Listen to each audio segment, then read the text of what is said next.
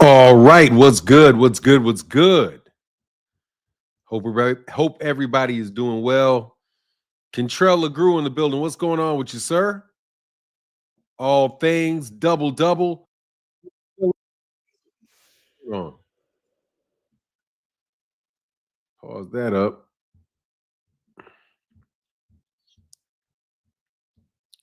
Monwell Brown, what's going on? All things. Barbara D, the beautiful Barbara D. Good morning.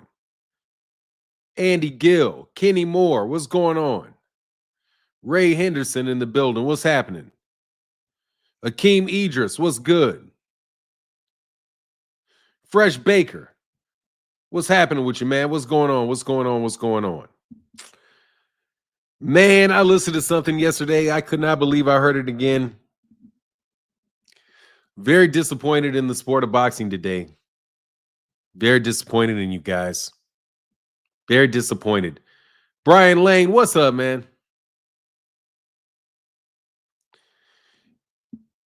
Fresh Baker. If that happened, dog, let me tell you, man.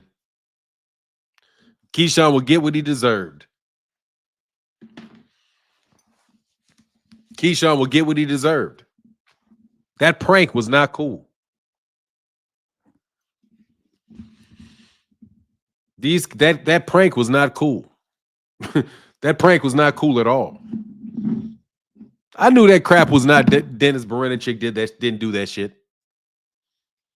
It was Tio. It was, man, look, you give it. First of all, you think it's Tio. I think it's Tio and him. Like he's doing him a favor or something. Like it's like he just didn't know he was gonna do that. I don't believe that, dude. These dudes know each other, man. No, I didn't. I did not catch the 2-cent Boxiana debate last night. How was it? How did it go? I'll watch it today.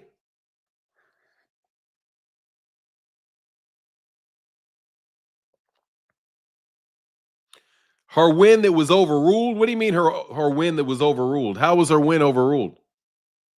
Somebody give me the blow by blow. Her win was overruled. That's an article for you guys to oh, that's good. That's an article for you guys to understand how business works, man. God, dog, you guys are terrible. I'm just so upset about what's going on, man. Over the judges had, and the KO overruled the judges. Okay. Well, I'm glad you guys had fun. What's going on, Camel Experts? Easy number one. What's going on? I'm glad you guys had fun. That sounds like it was a good time. Sounds like it was a good time by all adults being able to have differences. Excuse me.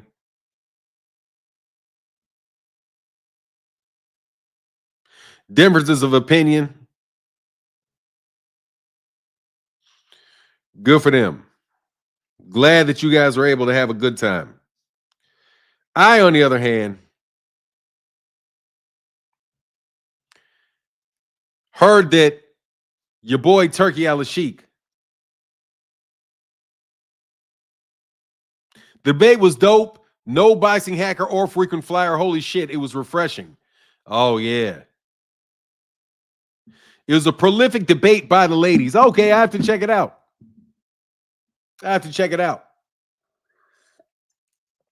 What was the topic? What's up, Kamal?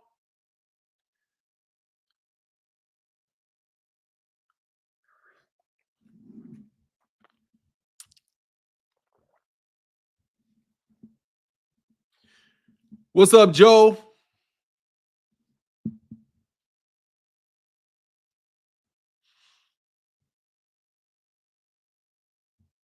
Okay, cool. Yeah, I try not to watch too much because I don't want to infringe on anybody's topics. I threw his ass out, and I ain't trying to hear that, man. If you try to bait me, I'm throwing you out. Thank you very much. I'm thinking about things that are a little bit bigger than boxing today. I'm trying to figure out why this foolishness is going on. It's just so obvious that Turki, Alashiek and these guys have bought out YouTube media and have bought out the media. And now they're trying to give away fights. They're trying to literally not charge anybody to go to a fight in New York City.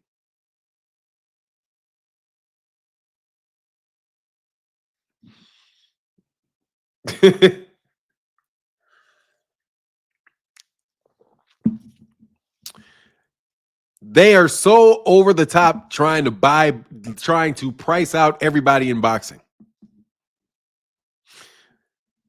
It is absolutely hilarious to me. It's not going to be successful. It's terrible. It's a stupid idea. I'm sorry, man. I sometimes I get stuck not thinking as a boxing fan, and thinking as a business person, or thinking from a business perspective. But either way you look at that shit's stupid. Turki, that shit's stupid. It's stupid. First of all, people want to pay for fights. They want to go to a fight. They want to spend money. They want to go out drinking. They want that. That's an experience people want. And if you don't give them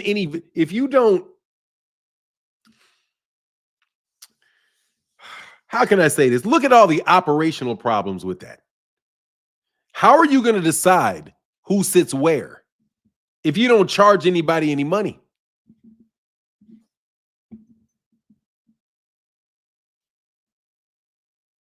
How are you going to decide? You're a fucking idiot, Black, whatever your fucking name is. It doesn't bring more casual eyes to the sport. There's 17,000 people in the fucking arena.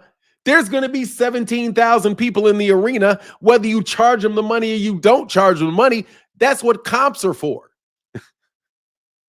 Anyway, if you advertise that your boxing matches in the fucking Madison Square Garden are going to be as free, do you know how hard it is going to be to get the same people to actually pay to go to a boxing match at Madison Square Garden in the future?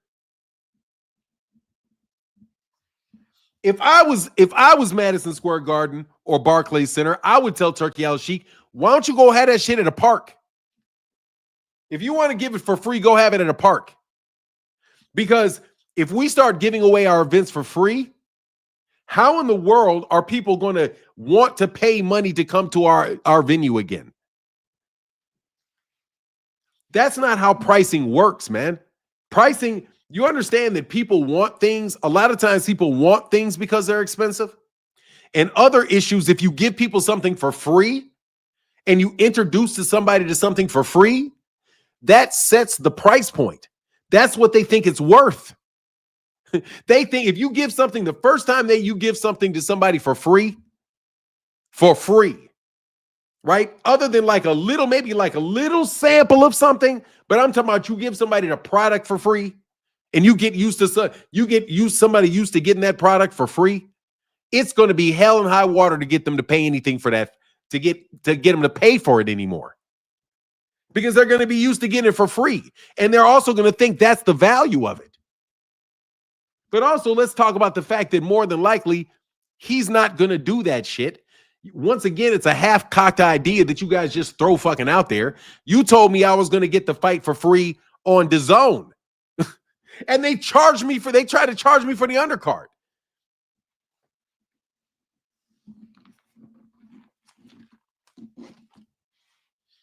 I don't care if it's supposed to be outside in Times Square. I don't care what. You're going to have that whole fight outside in Times Square? Okay.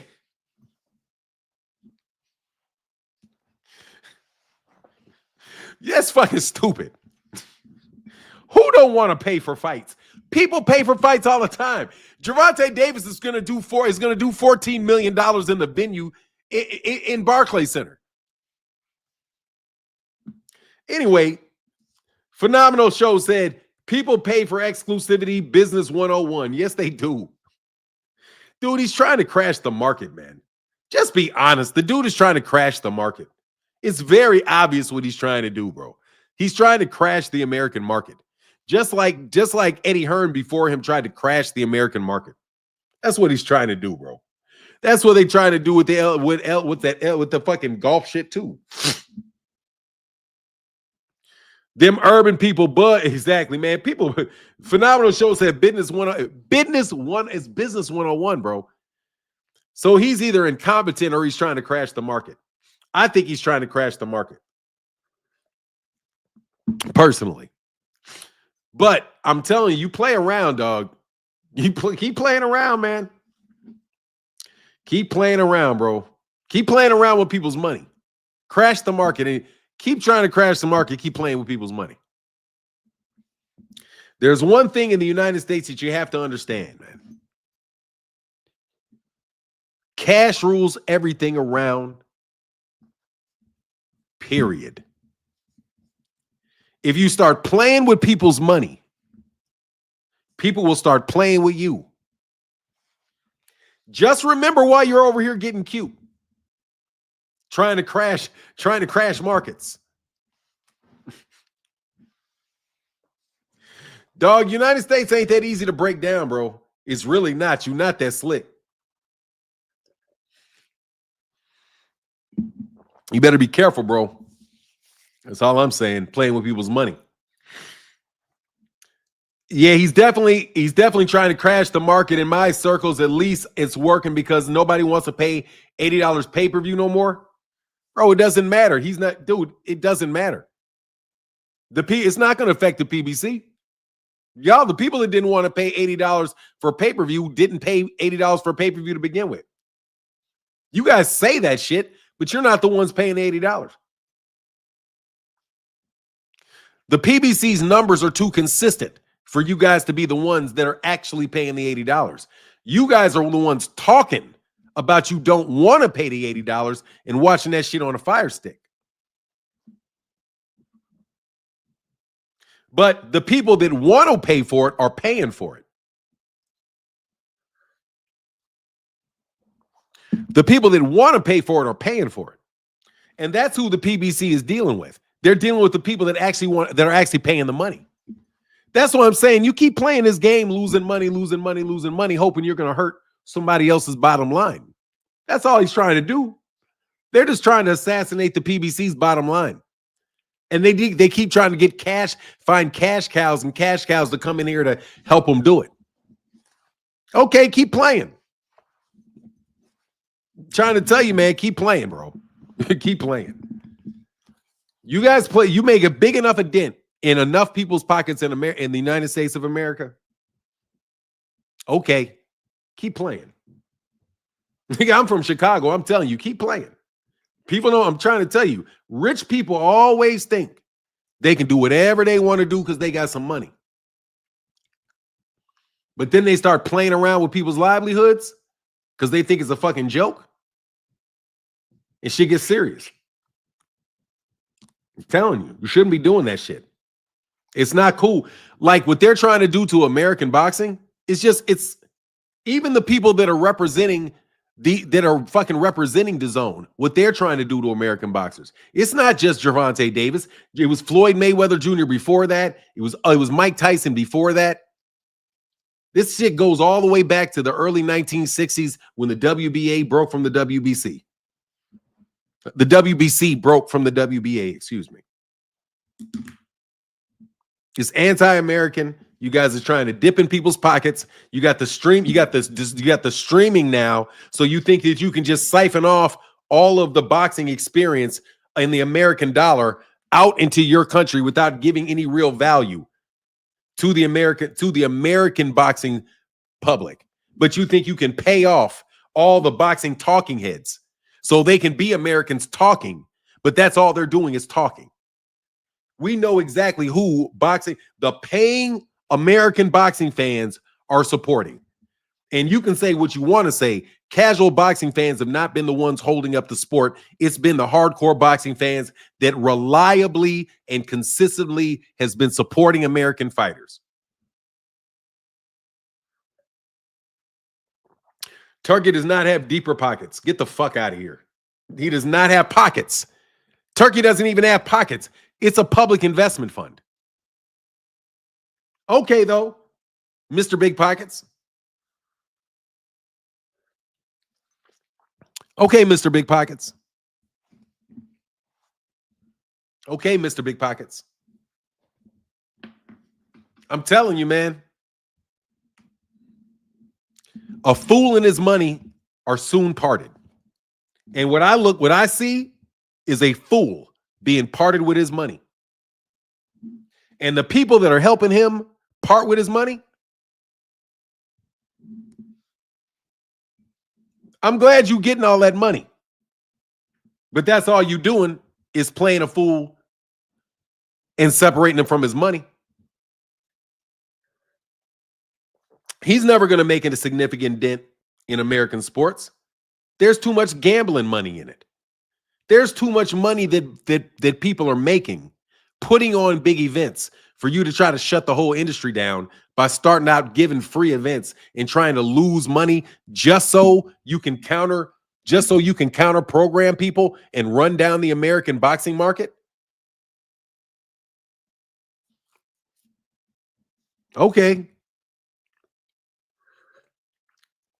I've never seen anybody be successful with that. I've seen people be successful for that for a while. I've seen them make a little headway, just like DAZN looked like they were making a little headway or Matchroom till you find out they're losing $200 million. Now you've got somebody where they're literally got people talking about you need to base the entire sport off of somebody that is not doing anything but losing money. And that somehow is going to protect the industry. That's somehow going to protect the fighters by creating a completely unstable environment. Do you realize that Turki Alashiek is a politician to a certain extent? Do you realize that politicians get in accidents? Their planes crash. You realize that they fall out with their bosses and they're no longer in the position that they were in before. That happens to all the time in politics. But yet you have your entire industry based upon a dude that, like anybody else, can disappear in an hour. That is not smart, bro. That is not smart. That's not a smart business model. It's not smart. It's not. But as of right now, it's easy and free money, I guess. But what I'm telling you, I think I'm seeing a fool in his money get parted. I wouldn't, man. I don't advise this. I don't advise this path. He's on the bottom level as a politician. He's a royal fool. No, I'm telling you. I'm telling you, man. I really wish that I could block people on Twitter. He has diplomatic immunity. He has diplomatic immunity. How is diplomatic immunity going to help him?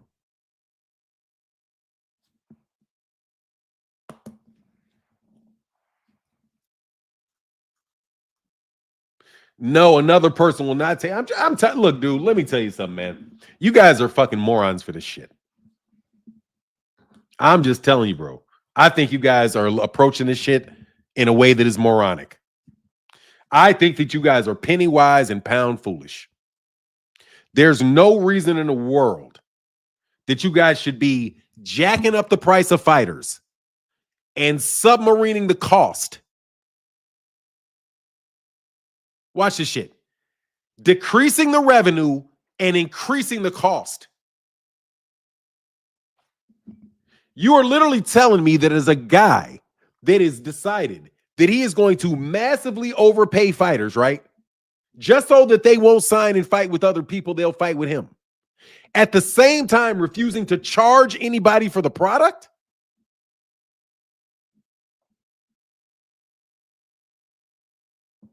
Do you know what would happen to you If you did that shit on the south side of Chicago,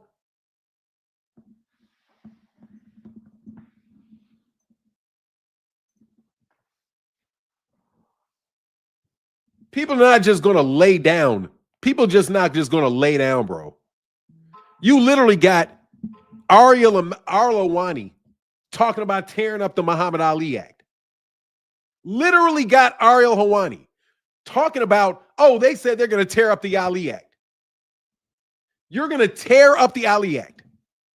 Tear up the Muhammad Ali Act. And you got people that act like they care about boxers. Happy about these guys talking about tearing up the Ali Act. You got promoters who are former fighters saying that they're in the interest of boxers that are happy about tearing up the. No, that's not what Ari Emanuel said. That's not what Ari Emanuel said. What Ari Emanuel said was, we'll see about the Ali Act. That's what he said. We'll see. Yeah, I know, man. Dude, my family know. We know my brother knows the Emanuels. Yeah, they from Chicago. Yeah, they're out of Chicago. What he said was, and shout out to the mayor, shout out to Rahm Emanuel. Yeah, Rahm Emanuel is a good friend of my brother's. Man, dude, bro, that's how China does it with cheap consumer products to compete with America. No, bro. China makes the products for America, and America puts the brand on it, marks it up, and makes a difference. They're in manufacturing. They're not giving the shit away for free. The reason that they can do that is because they have low cost of labor. That's a totally different conversation than you raising your cost of your production. China's not doing that. China's not saying, hey, we want all of the American workers to come over to China so we can charge, and we're going to pay you guys $500,000 a year so you don't work in the United States. And then we're going to give all of the product that you make, we're going to give it away for free in the United States. No, that shit is never going to go down, bro. Okay, that shit would never go down. But look, like I said, all I'm is a YouTuber. That's all I am, is an old man on YouTube. But I know I've read a lot about boxing. And I know that there's a lot of shady characters involved in boxing. There's a lot of shady characters involved in boxing, bro. A lot. And there's a lot of money going through boxing, bro, that is not necessarily directly associated with the boxing event and them fighters. Those ecosystems of those boxing events are very, very, very lucrative deals, bro. And if you try to bottom out that market, man, like I said, hey, dude, I wouldn't advise doing that, bro. I would advise honestly partnering with people so that they can make money in a way that is conducive. And it's not basically, I'm going to try to hijack your whole fucking business, tank your whole fucking business. And then after you guys are all dead and gone, then I'll come in into a fucking Walmart of boxing or some shit. Or we're just going to destroy American boxing so that we can sell the UK fighters on the internet, because now we're in an international deal. So we don't care about American boxing and fighters going to, arenas in particular cities or any of the stuff that goes on with the business. Like, do you know how many, like for real, how much money is involved in a boxing event? Not just the boxing match itself. It's well beyond just how much money somebody makes and they're paying their fighters. It also has something to do with all of the money going in from the people that are going in there to spend money in different places. Man, that's a lot of money you playing with, bro. Just to be able to say, look, we're gonna burn Saudi Arabian money just to starve out the American entrepreneurs that are in boxing. Good luck ever really being able to do anything in that type of environment, bro. Because they think that they can just milk subscription dollars off of you. Because the Zone is the most overpriced piece of shit application I have ever owned in my life. Let me repeat. I have never owned an application in my life that I have paid more for and got less out of than the Zone. And they literally switched the prices on me.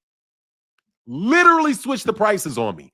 Literally said, oh, it's going to be, this is amount, how much? It's tripled its fucking price. It's tripled its price. They're no better than they've ever been. And the only thing that I see I get is a bunch of bought off YouTubers, a bunch of paid off YouTubers doing personality assaults on Gervonta Davis all day long. Like, man, did you hear what these dudes said? Turki Alashiek, Gervonta Davis admits that he turned down $20 million from Turki Alashiek. Nigga, what? But the $20 million offer was supposed to be from Eddie Hearn. How did the $20 million offer jump from Eddie Hearn making $20 million offer to it coming from Turki Alashiek?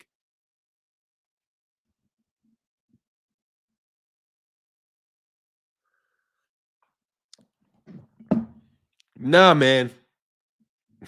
He's trying to tank the market, bro. And you bought off YouTubers and journalists and all that shit. Bro, you know right now I'm not no goddamn journalist. Saying the shit that I'm saying, you know perfectly well I ain't no journalist. I ain't looking for the money. Dude, fuck up out of here, bro. You guys know goddamn well y'all trying to tank this fucking American market, bro. And you've been trying to tank the American market since a while before. And I said, tank the American market since like 1960s. Since the 1960s. That's why we got all the belts. That's why we got four different sanctioning bodies and 17 different weight classes so they can split the boxing market up because we're global. All the same time, bro. I'm telling you, man, we don't even need global boxing. All the United States of America needs is Mexico and American boxing, bro. We would be making a ton of fucking money. We don't need fucking Vasily Lomachenko. We don't need Tyson Fury. We don't need Baturbiev. We don't need Bivol. We got plenty of black and Mexican fighters, Puerto Rican fighters in the United States that American people would watch and pay for. They're just trying to tank American boxing fans, man.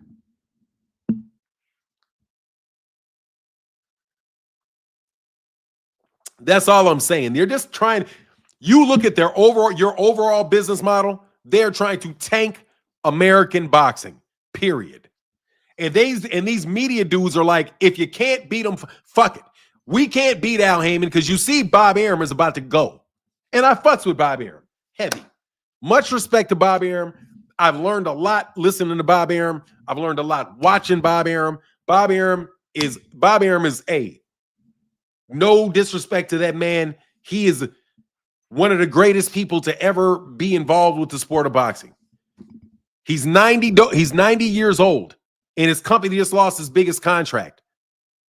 The number one assault weapon on PBC went out of business. I don't know if they went out of business or not, but they lost their ESPN contract. Meanwhile, the PBC is sitting over here with Amazon, the biggest company in the world. And some of y'all, for some reason, can't figure out that that's a good thing for boxing. Where's boxing's on Amazon. Amazon is this huge platform. Can you imagine if Eddie Hearn had an Amazon contract? What these guys would be saying about what a great businessman Eddie Hearn is for getting an Amazon contract?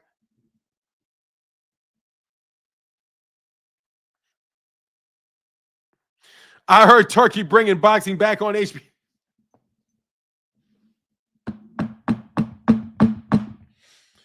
He's going to bring it back on HBO. HBO doesn't even own HBO. It's called Max. It's called Max. And Max is on Amazon, bro. Anyway.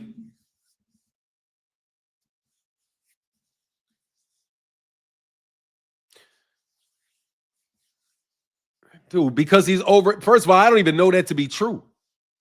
The highest paid boxers of 2024 were not with Turkey. Fuck you talking about. The two highest paid boxers in boxing were not with Turkey last year in 2024. Gervonta Davis and Canelo Alvarez, neither one of them were with Turkey. I don't give a fuck why. I don't give a fuck. Who cares?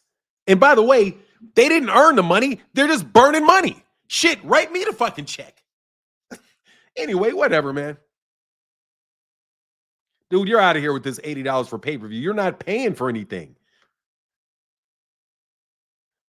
You're not paying. You want to complain about $80 for a pay-per-view that you're not paying for. Get your butt ass away from here. You're not paying. Dude, I'm sorry, bro. I don't believe that you people are actually people that don't have the money to pay $80 for a pay-per-view. But you got enough money to fly and go to fights? You're not paying for anything. Like, do not lie. You're not paying for anything. You're just somebody out here trying to tell somebody that they shouldn't be paying for somebody else's product. You're not going to sucker me, dude. Boxing matches are worth it. $80, and you can say what you want, bro. $80 for a pay-per-view event is worth it because I get to see the fights. I am not going to get on a plane a lot of times and go travel to see the fights, man. But you want to complain about people not wanting it, but yet the PBC is selling pay-per-views. They're not complaining about their pay-per-view numbers. They came up, you know why? Because their shit is meant to make money. They're getting paid. Those fighters are getting paid off the pay-per-views, off of how many they sell, off how many tickets they sell. You guys want welfare. But then you turn around, and if black people want welfare, you're going to be like, well, you got to work for a living. Like, you guys are just full of shit. Like, for real, Tyson Fury. Oh, Tyson Fury made $100 million. Yeah, but Turki Alashiek didn't make shit. He just took a match to some money. That's the face of boxing. The face of boxing. You guys are really trying to sell Turki Alashiek as the face of boxing. A little fat Arab. Get the fuck out of here, man. You guys are trash, man. I don't believe you. I think you're fake. I think you're as fake as Keyshawn Davis's banana and watermelon ploy. You guys are as fake as that banana and watermelon ploy. Just frauds, man. You don't care that he's not earning the money. You just want to say he made the money. Oh, he made $100 million. Where did the money come from? Oh, Turki Alashiek paid it. How many tickets did it sell? Oh, we don't know. How many people watched the fight? Nobody. Let's not also talk about nobody's watching Turki Alashiek's fight. You say that shit, but ain't nobody watching his fights. You talk about all the money they're making, but ain't nobody watching those fights, man. Ain't nobody in the United States that you know watch Tyson Fury and Alexander Usyk. How many people in the United States do you know actually watch that fight? He's bringing more casuals by sticking the fight on DAZN that nobody in America has. What casual sports fan has DAZN? You guys are a walking fucking moron. You guys are just walking contradictions. You say, oh, he's bringing more eyes to the sport by taking it to DAZN. Nobody sees it. I'm trying to get more casuals to watch a fight by sticking the fight in the closet. Hey, let's get more American fans to watch boxing by sticking it in the closet. How about you give the fight free on ABC? How about you give away the fight free on NBC? How about you give it free on ESPN? But guess what? They're not watching the free fights on ESPN. That's why Top Rank lost their contract.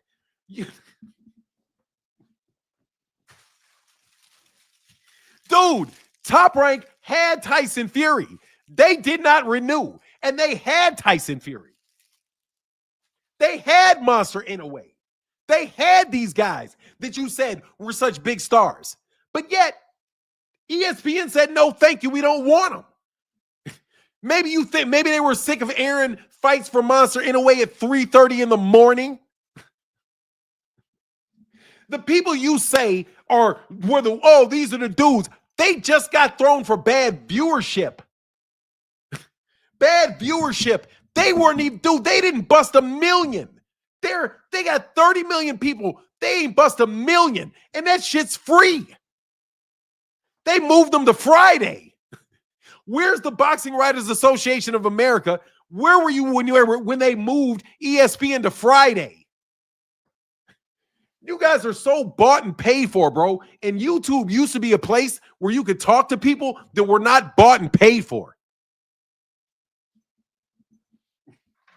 You guys are fucking bought and paid for. I'm glad I got enough money where you can't afford me, you bitches. Thank you, God, for putting me in a situation where I do not have to sell out to these bitches. Thank you. I mean that shit like for real. What a blessing in my life, man. What a blessing in my life that I do not have to walk around and act like that, do that bitch shit y'all doing. Y'all are running down Gervonta Davis's name with some old ass shit you know ain't even true. Turki Alashiek ain't never offered that man a penny for a fight. Not never. The lie was that Gervonta turned down $20 million from Eddie Hearn. And that is what Bill Haney said. You guys made that magic fucking transition from it being a fucking offer that was never made by Eddie Hearn to one that was rejected from Turki Alashiek. You guys are so patently sold out.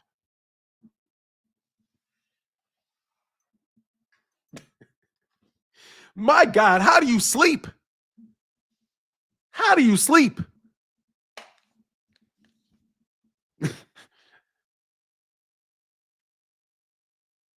Don't got to take my girl out tonight because we watching boxing. Let me say, man, he don't want let me say something, man. Turki Alashiek don't want nothing to do with Gervonta Davis, bro. He don't want nothing to do with Gervonta Davis, bro. Gervonta Davis is an American fighter, bro. He's not trying to get in American fighting. I don't believe it. Dude, look what he does to American fighters, man. Look what he did to black American fighters. Your Shakur and Devin are undercard fighters. They turned Shakur, Devin, Deontay, I can understand putting him in that position on that card. Even though they acted like they didn't know who was going to headline between him and Anthony Joshua. Yeah, you did. You lied. We knew exactly who was going to be the last fight. It was going to be Anthony Joshua. They just bait and switch you all the fucking time. Plus, they're so fucking dishonest. Like, DAZN is so goddamn dishonest, man. Yeah, like, man, I don't understand how you fuck with these people, man. I don't understand how you fuck with these people. No clue, bro. No clue. Shakur looks like a freedom fighter in Saudi. Hey, do you think Turkey is concerned with profits or just a budget allocate? Dude, I don't. The Porter Pools, you can click the link, bro. I'm not answering that shit. You already know the answer to your question, bro. Just state what you think. Don't ask me a question. Like that. Yes, he's absolutely concerned with a profit. Absolutely, he's concerned with profit. You kidding me? Yes, he's concerned with profit.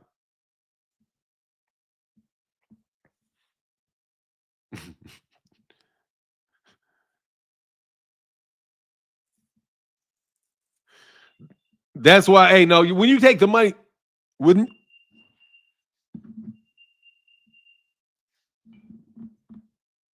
I don't know what that was. You don't get into business without being concerned about profit. That's what business is. Is that you, boo? Yeah, I need the cookie. I'm looking for it. Oh, my bad.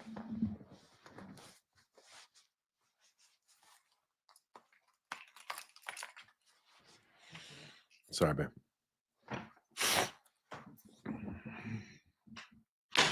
He's crashing a market, Porter Pools. He's trying to crash the American boxing market. He already crashed the British boxing market. Let me repeat this. He already crashed the British boxing market. That's crashed.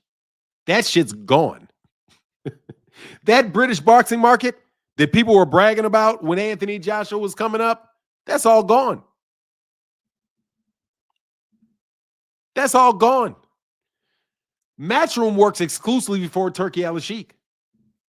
Frank Warren works exclusively for Turki Alashiek. There is no major boxing promoter in the UK that is not controlled completely by Turki Alashiek.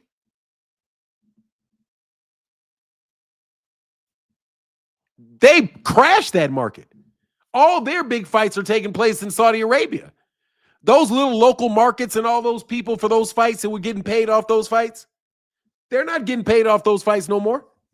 And I told you, as soon as Anthony Joshua got to a certain level, he was going to have to come to the United States. But he flopped in the United States, so he's at that level. They found a suitor in Saudi Arabia. And they completely tanked the British market. And you know they did. They completely tanked it. Where's the O2 Arena? Oh, man, Wembley Stadium. I'm sorry, bro. Easy number one said, new narrative update. Tank said he was undisputed and was mad at Turki for not choosing him, but Devin instead, apparently in his last interview. I missed all of that. Dude, you need to stop lying, bro. You're going to hey, dog, y'all better hope lying.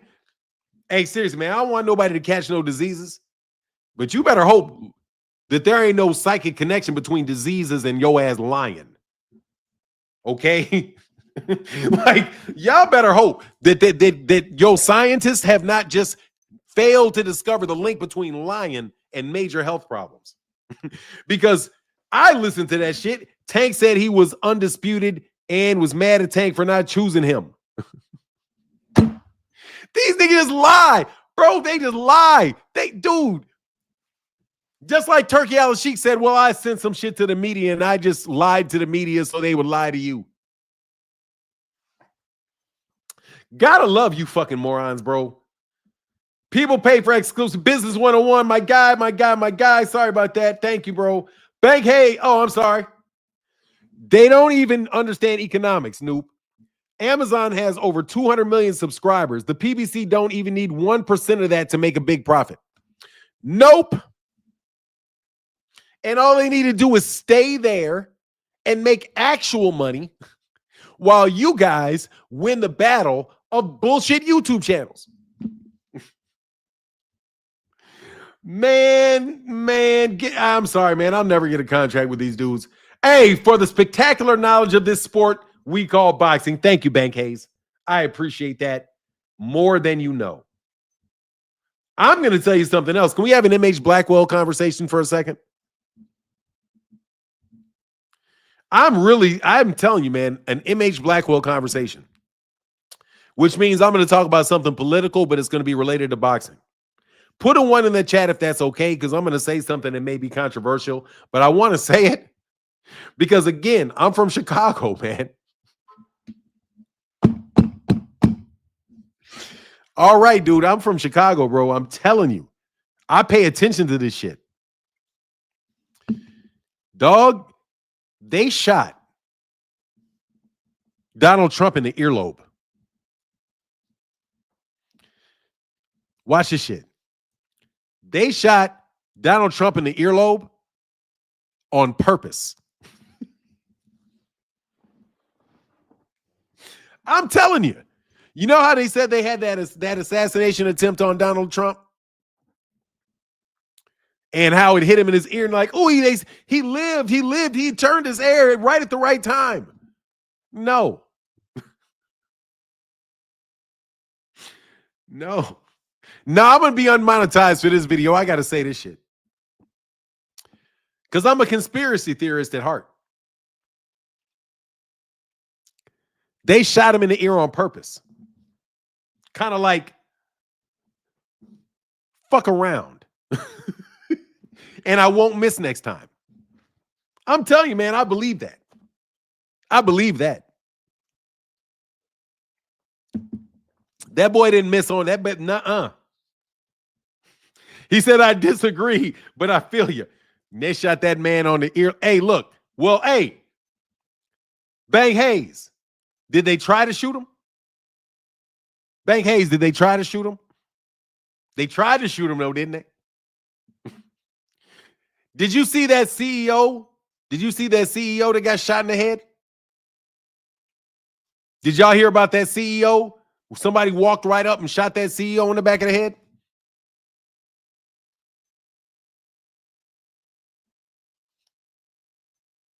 Did you see that?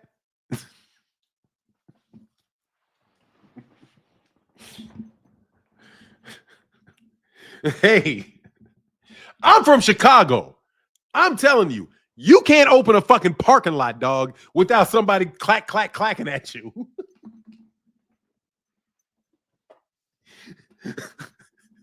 Bro, dog, in Chicago, there's drama over a signpost contract. A signpost contract. Do you know how much money there is in them signs that are on like on 290 and 94? How much money there is in replacing them damn signs? And how much money there is in even laying the salt out on the streets? Do you know how heated the competition is in order to get the contract with the city of Chicago just to lay the salt down?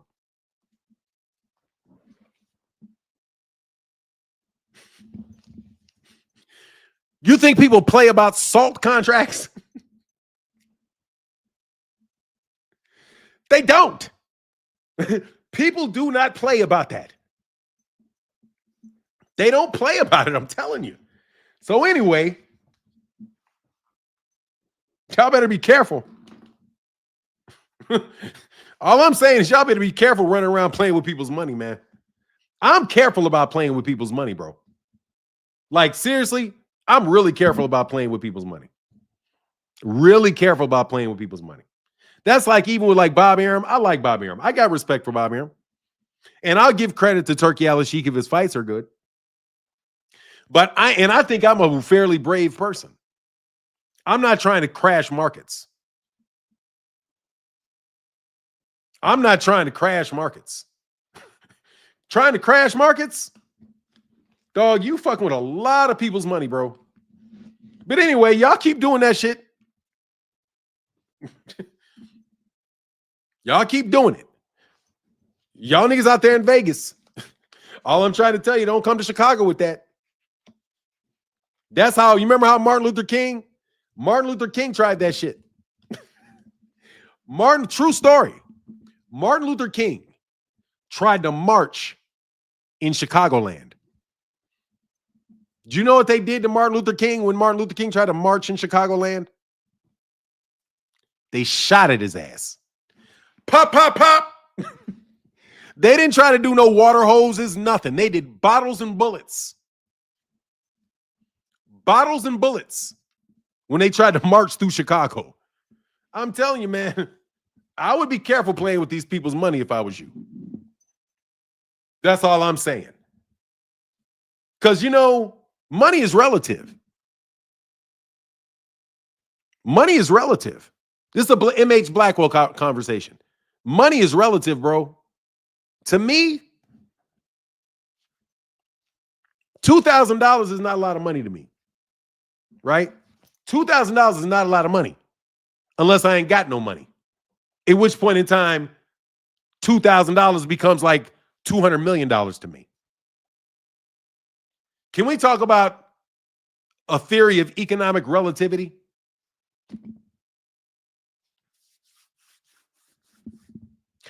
George Gordon's tried to say, oh, gee, Vegas ain't like that. Vegas of all people are not like that. Okay, sure. Okay, sure. Ain't nowhere in the United States that don't work like that, bro. Ain't nowhere in the United States, dude. I've worked in multiple cities. I've done contracts in multiple cities. Whenever you go to another city, you got an entirely different ecosystem of people whose money are there that you are a threat to. Every time. And the resistance that you will get in any area that you go into is consistent. They don't care about how much money you're making. They care about how much money they're making. And it doesn't make a difference to them if you're making $200 million if they're not getting any. If they go from making $20,000 to making nothing, but you make $200 million because you crash the whole area out.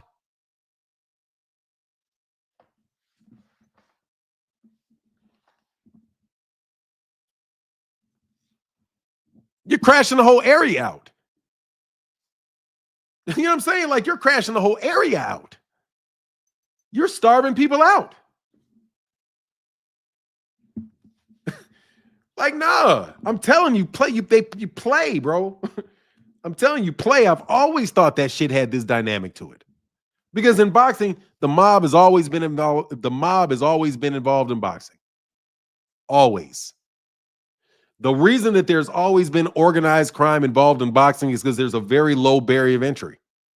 All you have to do is have some money. You have some money, you can sign a fighter. You got some money, you can get a venue. You got some money, you can get some flyers. You got some money, you can put a fight on. You put some fight on, you can sell some tickets, you can make some money, you can play some fighters, you can take that money out, you can go. You're trying to shut that down.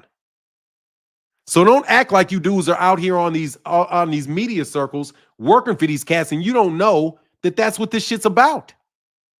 It is what that shit's about. And you guys are playing with Gervonta's money in a way that is so ridiculous. You guys are playing with just look at it on the interpersonal level. Look at how you play with Deontay Wilder's money. Look how you play with Gervonta's money. Look how you play with Errol's money. Look how you guys run around and try to tell people not to buy fights. The fights are overcharged. It's $80. We don't want to see it. But yet you big up a fight. You literally big up events on ESPN that not even 800,000 people watch. Nobody's watching the fights on ESPN. Nobody. Exactly. That's what I'm saying. You niggas is organizing around the dude, bro. And it's very, very obvious. It's very, very, very obvious. You some B-roll ass players circling around cats trying to move people out of their business. That's what you're trying to do. When you start talking about trying to make fights free, when ain't nobody complaining about the price of ticket prices to fights, bro. Gervonta Davis is going to sell out the Barclays Center with Lamont Roach, a dude right down the street. You're trying to tell me, oh, I want to give the fights. I want to give this stuff away for free. Dude, that is a common move to try to infiltrate somebody's business. That's the same way Bill Gates got rich. That's how Bill Gates got rich. Bill Gates got rich because he gave away the licenses. He allowed people to put Microsoft Windows on their computers, and he could upload as many licenses as they wanted. There was no restriction. It asked people in IT that were in IT in the 1980s. It was a con job that Microsoft did. Microsoft infiltrated the market by allowing people to install software on their systems. But anytime, usually you got to pay no matter how many times you put that on different seats. But basically, they disabled that security for Windows. So they knew what people would do. They would just put it on their system, and then Microsoft would then come back and audit them and say, hey, you got a lot of unpaid for licenses here. Hey, why don't you just give us your entire enterprise contract and we can make it even? They knew exactly what they were doing when they were doing that. And you got people in the media that are supporting that to the detriment of the financial infrastructure that has been keeping boxing in the United States going from the beginning. You're just trying to gut it. Don't act like you're trying to save it. You're trying to gut it. And they send computers to everyone. Hey, it's free because Rolly only going to last one round. Yeah, but watch this shit. They say it's going to be free. Let's see if it's going to be free. They say it's going to be free. Let's see if it's going to be free. And let's see if they're going to shut down. They're going to, anyway, let's see if it's going to be free. Oh, we want to do it outside. Okay. I hope that shit rains. That's me being a hater, bro. All this talk and hate to destroy Black Americans and the ones who are endowed or on the undercard. Canelo will not win in the end. Soul to soul. Oh, man. No, I mean, it is. Honestly, man, I just think it's a money play, bro. I think Turki Alashiek is personally involved in a money play. So when you say, does Turki Alashiek make a profit? Of course, Turki Alashiek is involved in profit. His own personal profit. Turki Alashiek is making money off all the money he's spending. Without a doubt. Shouldn't he? Isn't there a fee or a programming fee associated with the things that he's doing? So if he's spending the money, he's probably taking some of the money. But, who am I? Just some dumb American. Loving America. Nah, they don't have, he ain't writing off debt. He ain't from the United States. What is this? Flawless Mentality Elevation hosted by Dr. Mark said, but they are too stupid to know that that's what's going on. It's absolutely a money play. Yeah, but see, they know what's going on, bro. These dudes are getting paid to say this stuff. They're just getting paid to say it. I mean, these dudes can't even be mad at me for saying what I'm saying because full well you're involved in PR. So don't get mad at me because I'm not involved in PR and I'm calling what you're telling me PR because that shit is PR. You guys are throwing so much news out there about Turki, number one, just to keep his name in the news. We'll see if this shit turns out free. If the shit don't turn out free, call it a broken promise. I'm telling you, it's stupid to do that shit. He's charging points on the dollar for running a laundromat. Exactly, bro. I mean, you know what I mean? Like, come on, man. Can you be any more obvious than that shit? Any more obvious than that shit? I know y'all don't want to click this because this is such a dangerous topic. It's such a dangerous topic. Martin, these dudes man, look, I went through my comment section. This dude actually said, because I said something about Turki Alashiek. What did I say? Something about Turki? I think I said something about Daniel Kinahan. I like Daniel Kinahan, by the way. I don't have no problem with Daniel Kinahan. I've had indirect conversations with Daniel Kinahan. So I'm cool with Daniel Kinahan. I don't have a problem with Daniel Kinahan. I'm really cool with somebody that's really cool with Daniel Kinahan. So I didn't have a problem with him. All I was saying was, look, bro, you dudes are going to wind up getting zipped. Pre-hate support. Thank you, bro. It's Good Friday. It feels good Friday and feels good hate. I got the run up on Twitter. Hate coming. Shocked on. Oh, and I'm going to explain how I know this. I'll explain exactly how I know this. Hate for Debbie Scheist, Lord and failure of the cult of liars. But like OxyClean, there's more. You know that. Oh, anyway, so let me tell you how my Daniel Kinahan, I will not say the name of the person because, just no need. However, there's a person in boxing that's real cool with Daniel Kinahan. And I was talking to him, and so I know that Daniel Kinahan saw my video. He's like, oh, I like dude's energy. And I was like, yeah, man, I ain't got any problem. Because I was like, man, I don't have any problem with you guys with the fact that somebody's accusing him of doing something. Because he appreciated the fact that I said, look, man, I know that you're just accused of doing these things. We don't know if you actually did them or not, But anyway, I told them then, and y'all acted like something was wrong with me. I said, dude, there's going to be a RICO investigation on this shit, man. That shit's going to come down. And I'm telling you guys right now, y'all better stop playing with that Turkey shit, bro. Y'all playing with that Turkey shit. Y'all keep playing. Okay. I didn't live to be 55 years old and be stupid. That ninja did it. Hey, man, He didn't do it. He didn't do it personally. You know what I mean? He didn't do it personally.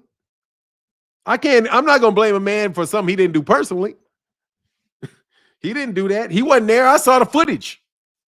I saw the footage of the shooting. It was vicious, bro. They ran up there and they got everybody. I think I still got the footage of the infamous shootout. It was in Scotland. I think it was in Scotland. But I got the footage of that shit.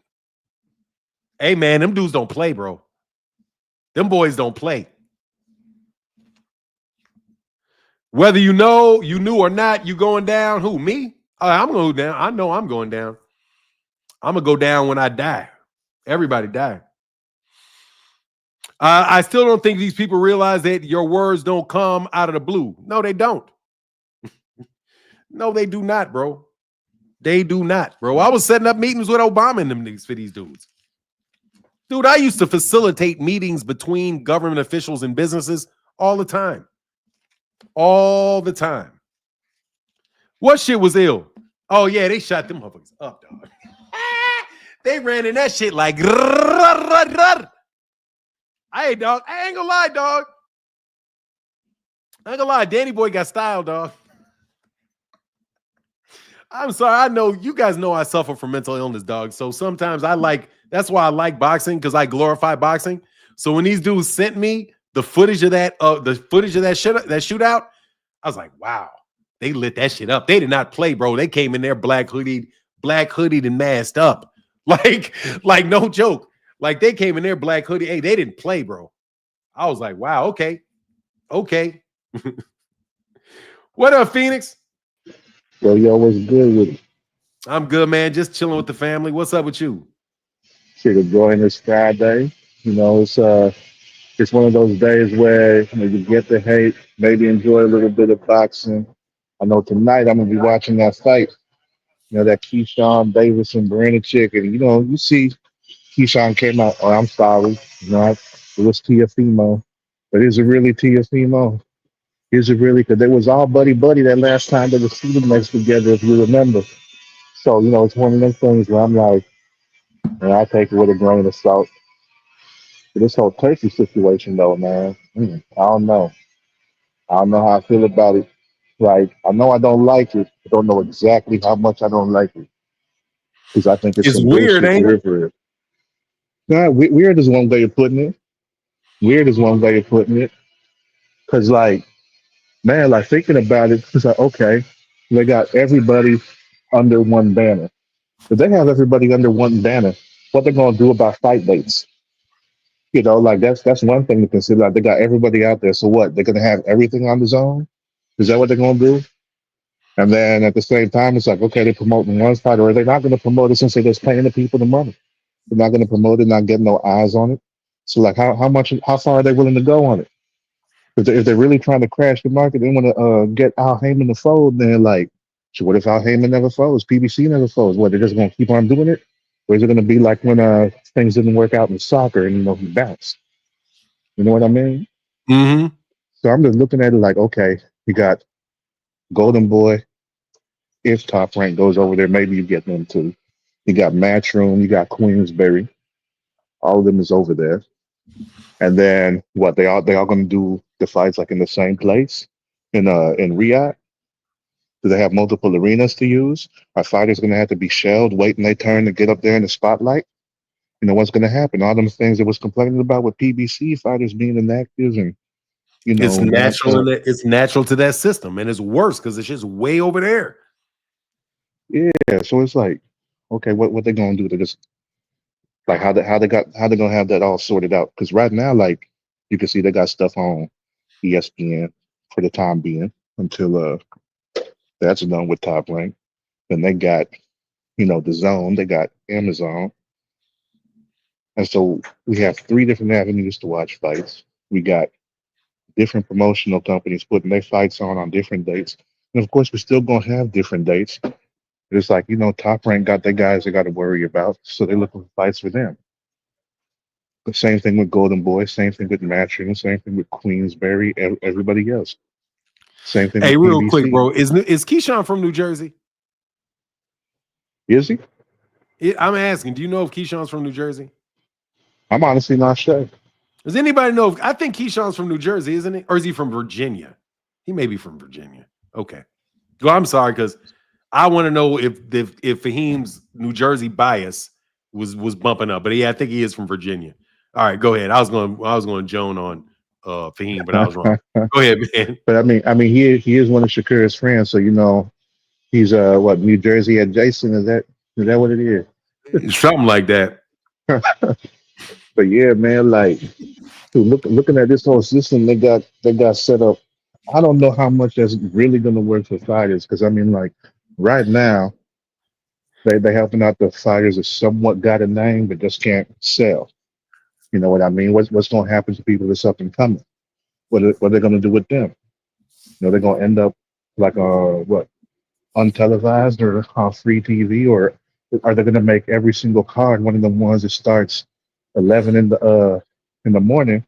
I mean, for us anyway, and runs until midnight. And what they're gonna have to do, like with a 12-hour card because they got 30 fights on it, and we got to watch through 30 fights to get to the main event.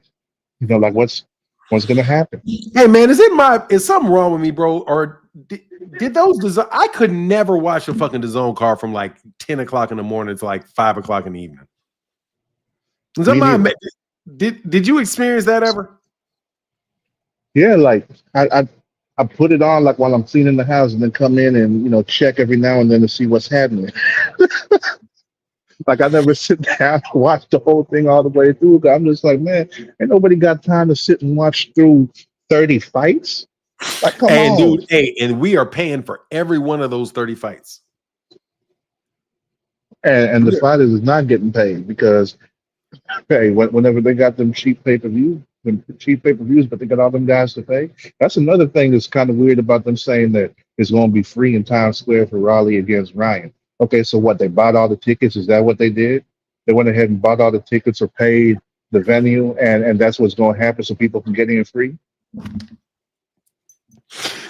I'm sorry, bro. I'm tripping with Fahim Sator, bro, because Fahim don't ever jump up here, man. He say ain't nothing wrong with you. That should be boring as hell. I'm like, okay, I didn't ever want to say it because I felt like maybe I wasn't a good boxing fan because I'm like, God dang, I don't want to watch this Cheeseman motherfucker fight right now, man. Who are these things? Exactly. Just like the fight they had that last week with Chisora and Otto Wallen, like, and the commentary being so atrocious. Like, my gosh, bro. I'm still mad at them talking about the second coming of George Foreman with that. Like, come on now, come on. And then that knockdown where dude stumbled all the way across the ring, like, mm. But nah, like, shoot, that's one thing I'm wondering. Like, when it comes to these events, like, okay, well, what they're gonna do with the venues? They're just gonna pay off the venue and then let people come in for free. Like, how they doing it? How they doing I it? guess 'Cause that, first of all, you know what this shit is. Turkey they are talking, this dude is talking directly to the media about what his plans are, what he's thinking about doing. So he threw some shit out there and these dudes ran with the shit. You're hearing, I'm telling you, you're hearing every thought coming out of Turkey Alashiek's brain straight into the media, man. Like, or is he lying again? like, how do you even think? How do you do like you're gonna have 17,000, you're gonna get 17,000 people in the I think somebody said that it could be like in Times Square. I don't That's know. what they're I mean, saying. I'm not In from New Times York. Square is You're what gonna they get was talking about. 17,000 people in Times Square for a 5 event or a 10 event fight in They're Times saying that Square? they're saying it's unlimited, as many people as will fit up in there. In Is Times what they. Square? Yep, that's what they said. Who does he think Jesus? You think Jesus Christ is fighting or something? He must. For Devin Shice, he's fighting. You're gonna put this. You're gonna. I don't know New York. Somebody from New York would have to tell me. Do they put big events like that? Do they put big events like that in the middle of Times Square? I think the only thing in the middle of Times Square that had that many free people is when the Big Apple dropped. Yeah, that's it. That's like a major commerce area. Like that shit got shit all around there. Yep, yep. So I don't even, man. like it's one of them things where it's like, okay, what part of Times Square? I hope they ain't talking about they're gonna do it outside in the middle of winter. Or not, it's gonna be made by then, so I don't know. Porter Maybe the Poole weather be said nice.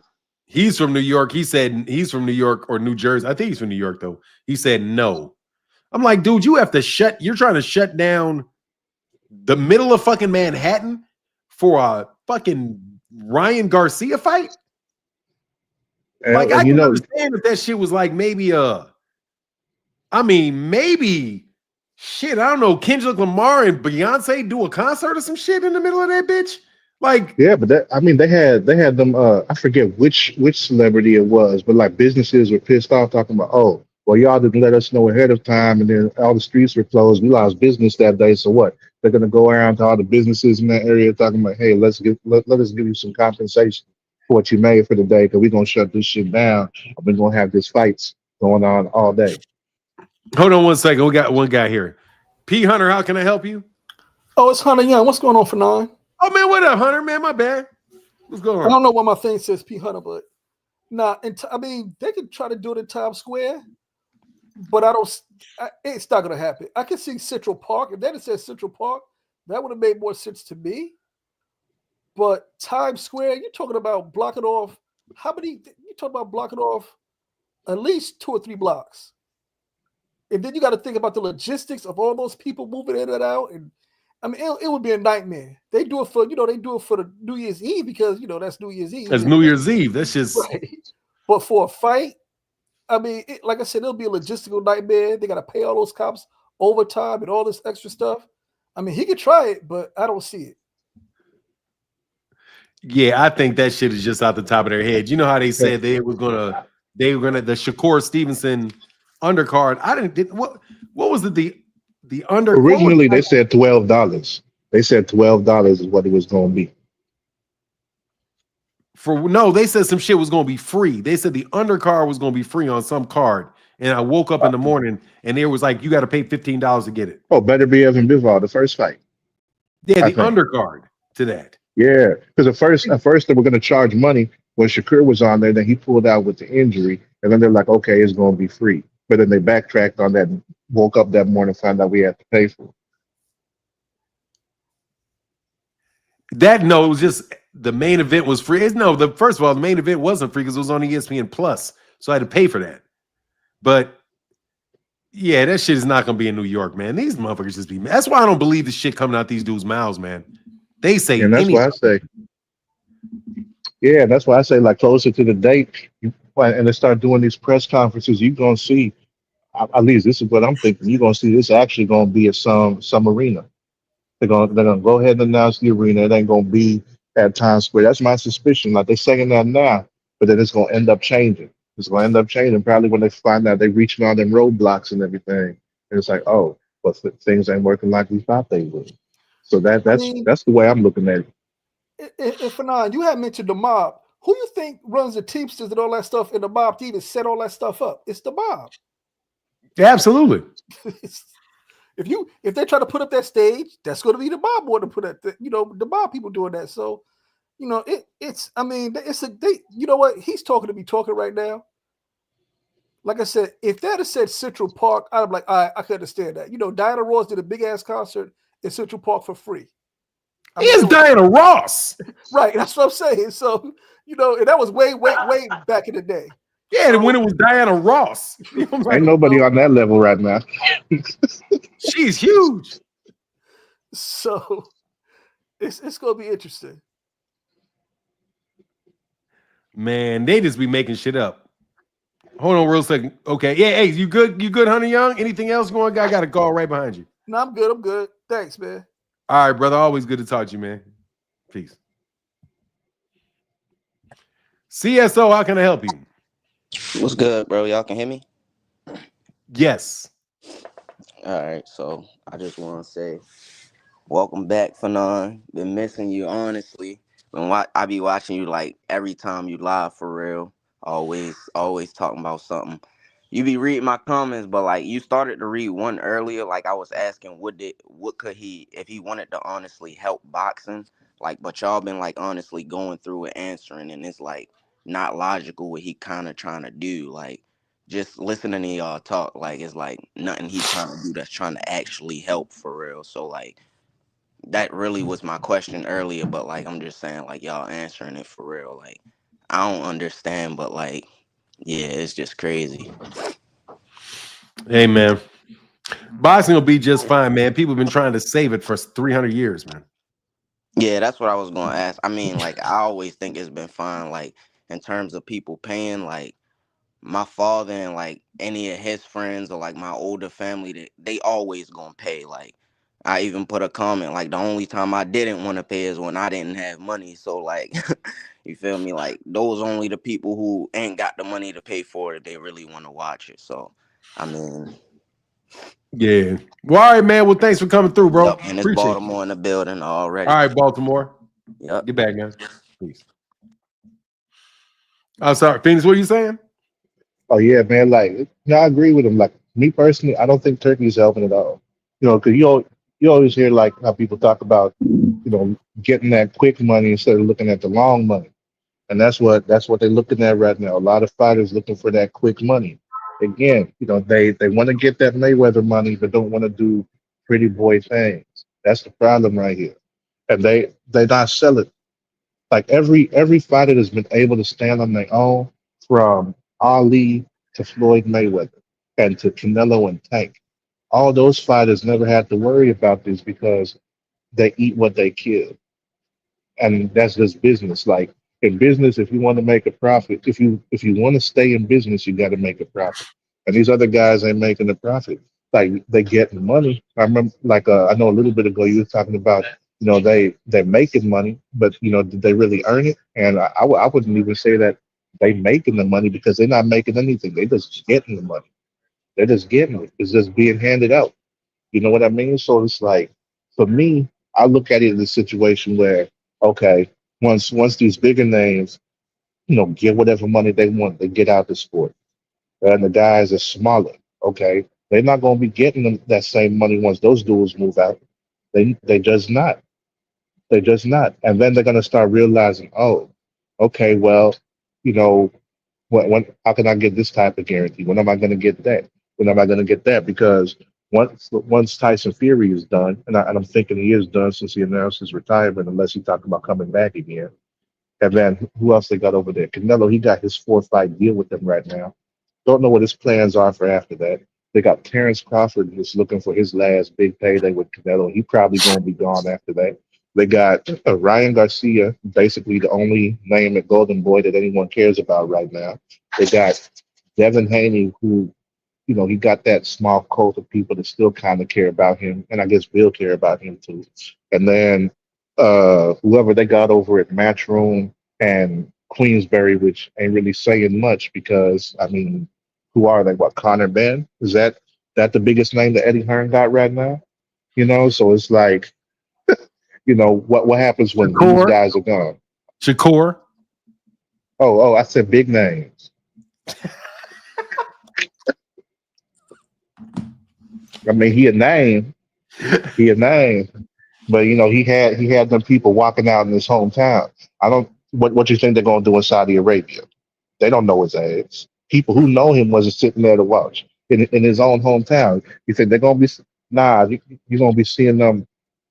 They're gonna be leaving while he's fighting to go have camel races or something. I don't know. Like, they're not gonna be watching that. They'll come back for better be ever Bivol once they get in the ring, but nah, they're gonna use that co-main event for an intermission or something. Maybe they'll have Eminem performing again, and half the people gonna go over to where Eminem is and then come back. I don't know what's happening, but like, They ain't be doing some shoot, weird shit with them damn boxing matches, bro. I That know. concert shit is the worst, though. That concert shit is the worst. Hey, I remember when Rock Nation tried it. Whenever they was promoting fights, it didn't hit there. Man, I ain't trying to hear that shit. If I'm trying to go to a concert, I'm trying to go to a concert. I'm trying to go to a Yeah, boxing match, dude. I'm trying to go to the boxing match, see that fight, and get up out of there. but it was an Eminem concert with boxing on the side. Yeah. Hey, I got somebody right behind you, Phoenix. Let me let this guy come on in and say something crazy. Yeah, for sure. All right, bro. Get back. Yes, sir. How can I help you, sir? Hello, can you hear me? Can hear you perfectly well, sir. Okay, good. Yeah, no, I just got to disagree with what the last guy said. Forgive me, I forgot his name, but he basically said he thinks Turkey's not helping boxing, and I've got to just massively disagree with that. I mean, first and foremost, he's getting the fighters paid, and whatever you think of him, whatever you think of any promoter, I think we'd all want to see fighters get paid. So I'd say in that aspect he's helping, and he's putting on the fights a lot of us want to see. So I'd just say I disagree with it from that aspect. I don't think I'm not sure how you think he's helping, but how is he helping boxing any more than anybody else is putting on fights? Because we get fights that we want to see every year. And I don't see an uptick in fights that I want to see, honestly. That'd be preference though, isn't it? Well, then it's your preference. It's my preference too. Yeah, you just put out something which is subjective as a truth for you. So I'm telling you my subjective truth. I don't see it. Yeah. Like I see cards that have a bunch of fighters on it that who I know who they are. Like I see Jai Opatai. People keep talking, hey, oh, Jai Opatai, still fucking Jai Opatai. Dimitri Bivol, okay, it's Dimitri Bivol. Like there was a couple fights. Usyk was a good fight with Tyson Fury, but that's a fight that could have been made in the UK without Turki Alashiek. I disagree there. I don't think Fury wanted it. He didn't want it. He said it many times. He kept pricing himself out. I think if you don't get a huge financial... No, you can say all you want, bro, but these fights typically get made, man. Who was he going to fight? Who, Tyson Fury? Who was Tyson Fury going to fight other than Alexander Usyk? Tyson Fury is a dishonest man. He would have fought anyone and packaged it up as a good fight. He fought. So why wasn't he dishonest with Turki Alashiek? Because Turki. But anyway, like I said, that's one fight. That's an okay fight. Tyson Fury, Alexander Usyk. It's undisputed, so I'd say he helped that way. Dude, the fight itself is an okay fight. It's an okay fight. It's a good fight. That is not Manny Pacquiao, Floyd Mayweather. It's not Mayweather, De La Hoya. It's not that. It's a good fight. It's a good fight that would have been made. There have been better fights made than that in the past. I can name a bunch of heavyweight fights that got made without Turki Alashiek that's better than that. I'm not saying he's the savior. I'm saying that's what I'm not telling you is, but we've had undisputed heavyweight champions before. We've had good heavyweight champions before. We're not in some heavyweight renaissance. This heavyweight division is nowhere near the fights we were getting in the 80s. He's not providing us the level of competition that Don King provided, where you got literally the whole card stacked. You guys are trying. I mean, I don't mean to be disrespectful. I don't know if you're in the United States or not. No, but Jai Opatai, Tyson Fury, Joseph Parker, Martin Bakole, those are European fighters. Those are good fights for Europe. Those are not big American fights. They're not. We're European fighters. Do you mean that they're big in Europe? No, they're not even big in Europe. Those are not big name fighters. But Turbiev is not a big name fighter. Bivol is not a big name fighter. That's why they got to go over there to get the money. If those dudes were actually really big draws, they would get the fight done. You wouldn't need somebody to artificially inflate the cost of it to get done. Big fights that make a lot of money that people are really interested in get made. Nobody watched Tyson Fury versus Alexander Usyk in the United States. Not all the time. Big fights don't always get made. Or not always. I never said always. You're putting always in there. I said big fights get done. I didn't say they always get done. Turkey's not going to always get them done. Turkey didn't make Gervonta Davis Devin Haney. Well, we know why. Why? Gervonta just said he said that he spoke to Turkey, and Turkey said... No, he didn't say he spoke to Turkey. He never talked to Turkey. He's talking about internet shit going back and forth. He didn't talk to that man. So in the interview, when he said that, the man said Devin was his man. He said, you have to give me 2. That's because he put that shit on Twitter. So he wasn't talking to Turkey? No, he didn't talk to him. Gervonta Davis has never had a conversation with Turki Alashiek ever. Turki Alashiek has never made an offer to Gervonta Davis ever. Gervonta Davis was responding to something Turki Alashiek said on Twitter. So he responded to him? He said he was responding to a question. Somebody asked Tank, what do you think about Turkey? Tell him to send me to... It was somebody asked Gervonta Davis a question in an interview, and he gave a response in an interview to something Turki Alashiek had said on Twitter. They never met. I didn't say they met. I said they've never talked. I said responded to him. They've never talked. But he did respond to him, right? No, he responded to a question somebody asked him. About An what interviewer. he said. Dude, look, man, we got to stop acting like YouTube and Twitter is real. Just because somebody put something on a tweet and somebody says something in an interview doesn't mean the two people met and talked. I didn't say they met. They never ever had a negotiation. Never. There was never an offer made to Gervonta Davis, ever. He's never called, Turki Alashiek has never offered him a fight. Never.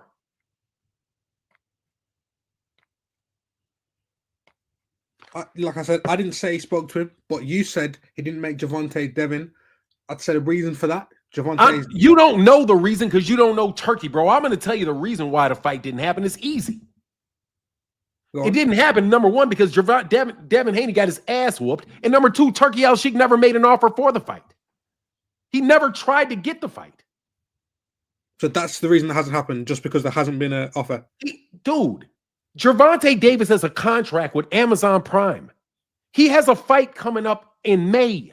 He had a fight before. Gervonta Davis is getting fights. He's an active fighter. He's a 135-pounder. Devin Haney moved from Matchroom, he moved from ESPN to Matchroom to Golden Boy back to Turki.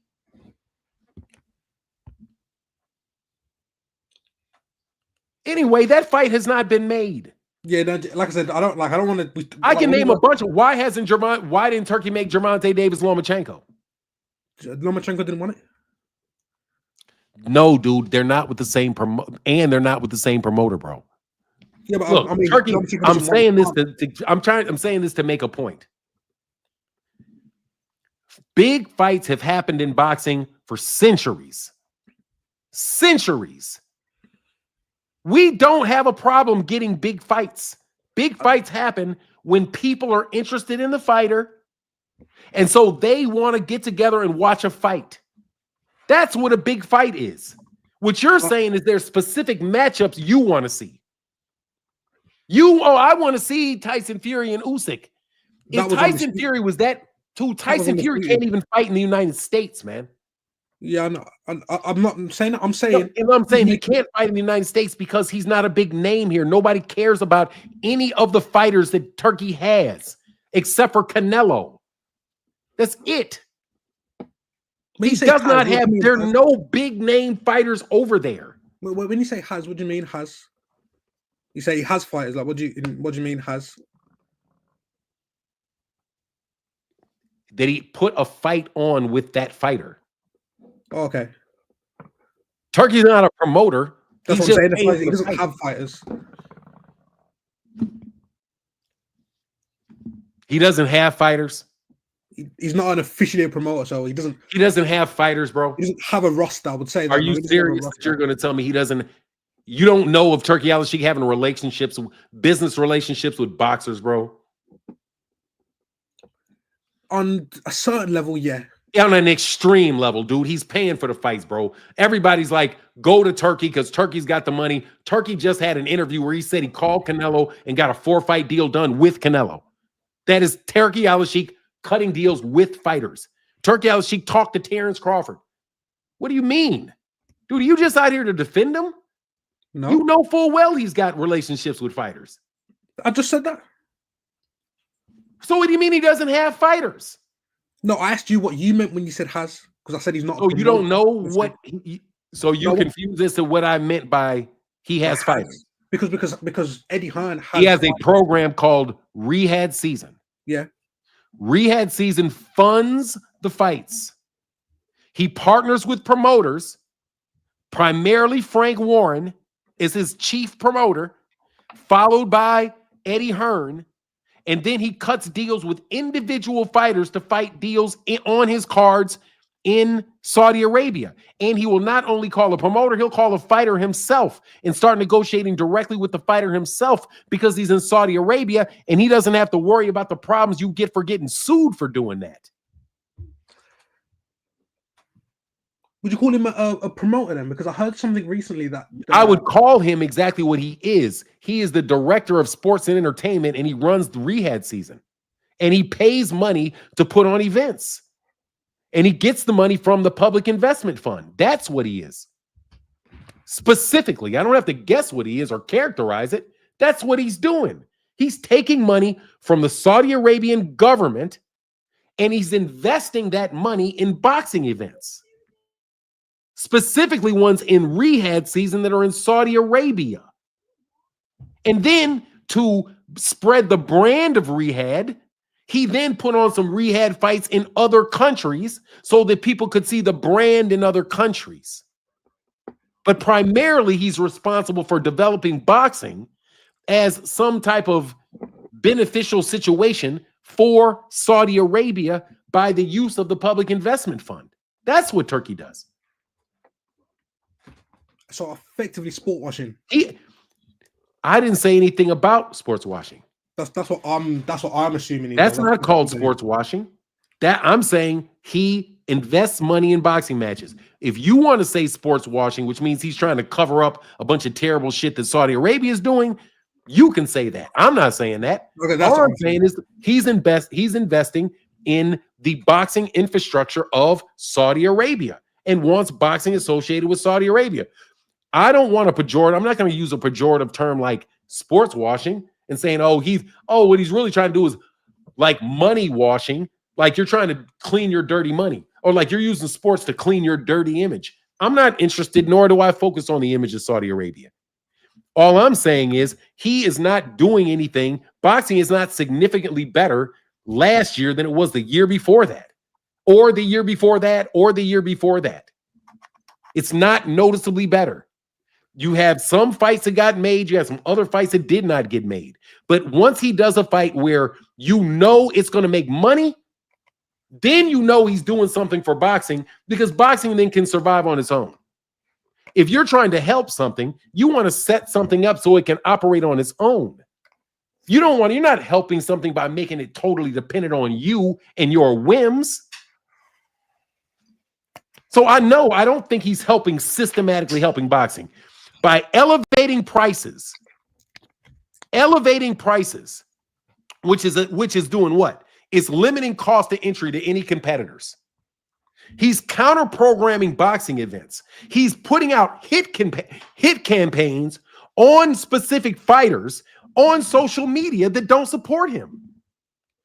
I don't see how that is helping the overall business of boxing. I don't. I see how it helps Saudi Arabian boxing, though, which is what his job is. I see very much how it helps Saudi Arabian boxing, because that's what he's supposed to do. His job is to help Saudi Arabian boxing. It's not to help the United States boxing. It's not to help British boxing. He hasn't helped British boxing. No, I strongly disagree there. Really? What fights have you gotten in Britain? No, so what he's done is he's kind of just knocked the heads together with Frank Warren and Eddie Hearn. And what fights have you gotten in Britain? Off the top of my head, they're in Saudi Arabia. He's not helping British boxing. Excuse me, sir. Eddie Hearn and Frank Warren are not British boxing. They are two promoters. British boxing are the boxers that fight in Britain and the fans that go to fights all over Great Britain. If their main events and their big fights are taken away from them and shoved over in Saudi Arabia, how is that helping the fans, the day-to-day, everyday fans in Great Britain? It's not. They used to have fights before Eddie Hearn started trying to take over America. He was putting on big events all the time in the O2 Arena and in the Wembley Stadium. But you know what happened? He was prevented from marking up his ticket prices anymore, because they passed a law in Great Britain that said you cannot mark up the ticket prices on the secondary ticket market more than 10%. As soon as he was not able to elevate and jack up those ticket prices and make a profit there, he left Great Britain. And do you know who the person was that busted him out for doing that? Go on. Frank Warren. Frank, because I did videos on it. That's why they had to start, oh, well, I'm going to come to the United States. Then he failed in the United States.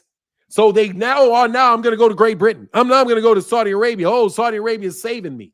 I know it is, because you should have stayed your ass there in the UK instead of trying to blow everything up and take over the United States. I've been paying very close attention to this shit this entire time. Eddie Hearn got greedy, and he was blowing up the ticket prices in the UK. He would suck all the ticket prices. This is what he was accused of doing. Taking all the tickets off the market for AJ fights, then putting them back on secondary ticket markets and marking it up 100%. So that's how they can make all their profit. So once that went away, what happened to UK taking over boxing? Do you remember when that was taking place back in 2020, 2019, that the UK was taking over boxing? Did Eddie Hearn say that? Of course, they did an international invasion with DAZN and said they had $2 billion, and Anthony Joshua was the backbone to the deal. He said DAZN was going to take over boxing. Yeah. That's him. DAZN USA and Matchroom USA are a joint venture. There's a joint venture. Yeah. Matchroom Boxing and DAZN is a joint venture. DAZN USA, Matchroom Boxing USA are both a joint venture. I do believe DAZN owns 40% of Matchroom USA. That's interesting. All is the stage 2 of some shit that failed with Eddie Hearn. So now you got Turki Alashiek because you UK dudes got fucking greedy. You guys did not have the infrastructure in the UK to make the money that they wanted to make, because they're not allowed to blow their ticket prices up. They're not allowed to blow their pay-per-view prices up. Because they have to, because that is moderated. They left the UK, and UK doesn't have any mega fights going on there at all. Most of Tyson Fury's mega fights were in the United States. I'm telling you, I pay very, very close attention to this, bro. I pay very close attention to this. No, it is not good for UK boxing. It's terrible for UK boxing, because Turki Alashiek ain't putting on shows there. Also, did you hear what Eddie Hearn said about trying to get his fighters to fight in the UK? Well, recently. Recently. I know. Let me know. He said that he can't get his fighters to fight on his cards that are not rehab season cards, because they would rather sit and wait to get a shot at fighting on a rehab season card than to fight at the local arenas in the UK. He gutted UK boxing. Turkey, as an American fan, I'm sorry. I'm not going to sit up here and watch a very, what can I say, predictable and visible business tactic, which is to try to smoke out a market. He's trying to buy all the product for elevated prices, and then he's running hit campaigns on the competitors, and he's going to try to monopolize it. These dudes even got enough nerve to talk about getting rid of the Muhammad Ali Act in the United States.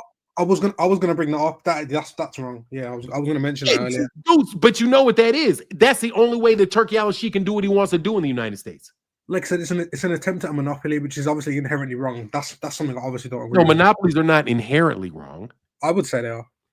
Inherently wrong? Why? I would say so. A complete domination by one person is inherently wrong? But yeah, I would say so. Like, even if they did everything right and they were the best person in the world and everybody loved them, it would still be wrong just because it's one person? I don't think that. Bro, hey, look, bro, I got to tell you, talking to, bro. I think things through. Deal with what people are actually doing. I was going to say, we're talking philosophically here, and it's getting a bit. I'm not dealing philosophically, bro. I'm dealing with practically. There are benefits and weaknesses to any governance. You can have a monarchy that works beautifully if you have a beautiful monarch.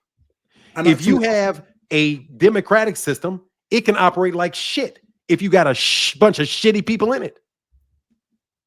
The world's not a better place just because you got parliaments. Suffering and murders and all that shit and all that death did not stop. It just gets harder to stop, because now you got to deal with 9,000 people to get a decision to get done. Similar to the way Turki Alashiek is able to compete effectively because he can just spend whatever money and he doesn't have to worry about the law in the United States. It's a competitive advantage to him. And there's no inherent good or inherent bad about any system. You judge the system based on what it's doing. I'm judging Turki Alashiek in the UK based on what happened to the UK boxing, which means it fell off. The reason why I say it's inherently bad is because all monopolies are run by human beings, and humans by their very nature are bad. So if there is a monopoly of any system, anything, it's bad that way. I'm sorry, every system is monopolized by humans. No, what I mean is a monopoly of let's say a dictator, or no, a monopoly of, I don't know, boxing, let's say. If he has control of everything, he doesn't have to answer to anyone. No one man can have control of everything. It's not possible because you got 2 billion people living their lives, bro. Of control. There's of no chance. You're talking about a governance system, bro. A governance system is something that is supposed to organize at a high level the activities of human beings. Monarchies worked wonderfully for centuries and centuries and centuries. Wonderfully? I don't know about wonderfully. How do you think we got here? Most of the history of mankind have not had democratic. Most of the history of mankind, we have not had democratically elected officials. And history's been horrible as a result. And it's horrible now. Not as bad as it has been. It is as bad. They got all kind of people getting murdered in Palestine. You got millions and millions of people dying all over the world. It's evil, but it's not as bro. As we're gonna get back to boxing, bro. That's what I'm saying. I want to talk boxing. Just like let's get back to boxing. Really, because the United States of America is not loved, and we are a democracy, and we are all over the world blowing up a whole lot of fucking people. So now, imagine if you think the people that get their buildings blown up care that the Congress did it instead of a king. I don't have a problem with monarchies, bro. Anyway. Imagine if the man you had now couldn't be voted out. Look, bro, here the simple fact of the matter is, let's go back to the beginning of this conversation. Turki Alashiek never made an offer ever to get Gervonta Davis. If he wanted Gervonta Davis, offer him $200 million. That wasn't even why I started with saying he's good for boxing. He made the big fights happen. He's made on the I don't think he's anything for boxing. I don't think he's good or bad. You think he's just another promoter? Where's the goodness, bro? Like, where's this goodness? He's forced promoters to work together that didn't do it. He's put fights on that. Promoters have always worked together. Not as frequent. Not, for example. How old are you? And how long have you been watching? How long have you been watching boxing? How long have I been watching boxing? Probably about 8 years. Okay. Do you study the history of boxing? I've probably not gone as far as like the 60s. But this conversation is like 300 years old, bro.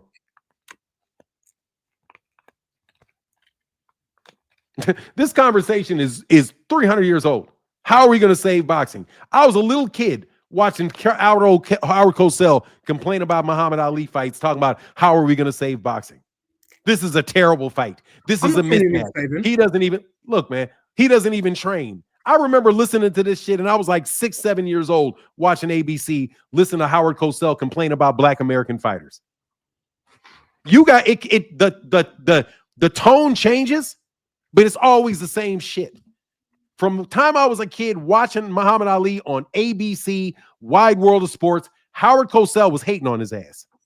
Then I heard him hating on Mike Tyson. I heard him hating on Floyd. I heard him hating on Holyfield. I've heard him hating on those dudes hate on Black American fighters. The media in the United States have been hating on Black American fighters since Jack Johnson. And that's the same shit happening to the Tank. It's the same shit that's going to be happening. The problem is that Black American fighters are better than your fighters, and y'all don't like that shit. And that's been the case. And, but we don't run the heavyweight divisions anymore. Dude, we still got more heavyweight American champions than anybody else does. And the funny thing is, I listen to, these are Americans talking, and I'm glad these dudes ain't with Top Rank anymore. I hope they get jobs. I don't mean them anything bad, but I don't want to hear that shit. When they were talking about, what was that last fight that I heard Tim Bradley say this shit? They were talking about how somebody was a multiple division champion. And, oh man, this is so incredible how he's a multiple division champion and he's done all this stuff. Wow. But then they talk about American boxing's falling off. Then they say, oh, America's got 16 champions. Oh, well, you know, that's because there's so many weight classes and it's so divided. That's why America has so many champions. Like, we got more champions in Japan, but we're falling off. But Japan, what the fuck? They have the same amount of champions they've always had. We have the same amount of champions we've always had. But they're taking over shit. But the reason we still have ours is because boxing it's spread all over the place. See, you know what the big problem is with boxing? The big problem is that them news ain't making no fucking money. That's the problem. Who's not making money, sorry? No, the problem is that Bob Arum and those guys and Golden Boy have been getting their asses kicked by PBC, and before that, they were getting their asses kicked by Don King. They talk shit about Don King for like 30 years. Don King, who put on better cards than any promoter in the history of boxing, easy, had shit talked about him for 30 straight years until they could run him out of boxing, bro. And then there comes Al Heyman, and they try to run Al Heyman out of boxing the same time. And then they will take any fucking body to be the one that can get rid of them, whether it was Bob Arum or it's Eddie Hearn or now it's Turki Alashiek. But it never fucking stops, bro. Ever. And you go look at the history through the United States, it's been that way since, honestly, it's been that way since about 1790 when Tom Cribb fought Tom Mellenwall. That was always built on that, and we've always had to have the black hat. Al Heyman is the most successful business executive in boxing right now, easy. He's put on way bigger events than Turki Alashiek. He's done way more for the sport than Turki Alashiek, and nobody runs around talking about how good Al Heyman is for boxing. Al Heyman put on the biggest events, some of the biggest sporting events in the world, and he was a problem the whole time. But Turki Alashiek can lose money like it's going out of style, and he's the savior? No, he's the savior of y'all hating asses. Not talking to you. I'm talking to the Boxing Writers Association of America and the people that act like Bob Arum didn't just lose a top-rank contract with Top Rank. And guess who was on that contract? Go on. Tyson Fury and Monster Inoue will not be on ESPN anymore. But they're taking over American boxing. Let me let you go, Keon. All right, then.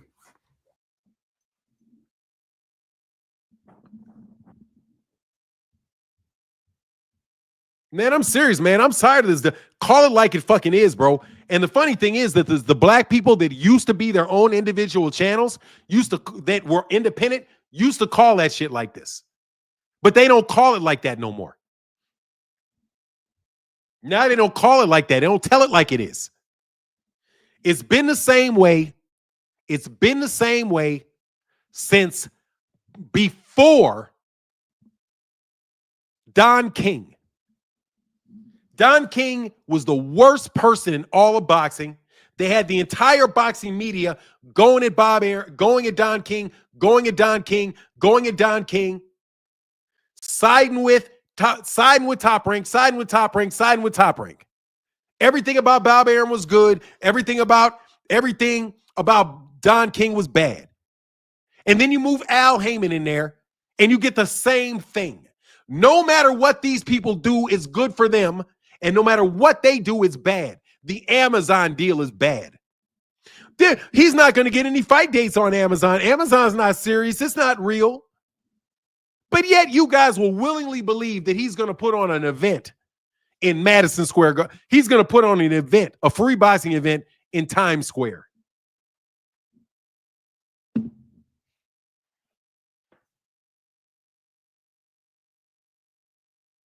Buddy can't even get a word in right now. Hell no, he hasn't, because he went. I've talked to dude before. That's that same shit. That's that same UK shit, man. Dude, I'm telling you, this whole Turki Alashiek conversation is the same fucking conversation we were having about Eddie Hearn and DAZN when that billionaire came over here. It's the same talking points. It's the same strategy. It's the same shit. All over again, the same thing. They're trying to run down the American black fighter. And if you talk to these people carefully enough, you'll understand that they don't even consider non-black fighters American fighters. They consider people like, they'll consider Mikey Garcia born in America. He's a Mexican fighter. That don't count.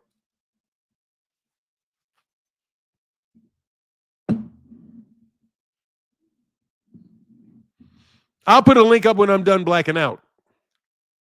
Because when people get in a link, you're cutting me, not cutting me off. You're welcome. Anyway, I'm sorry I had to say that shit because this shit's fucking ridiculous. You guys are getting so. I don't know whether or not I should be happy because you guys are acting desperate. Any money? Nobody wants to see this shit.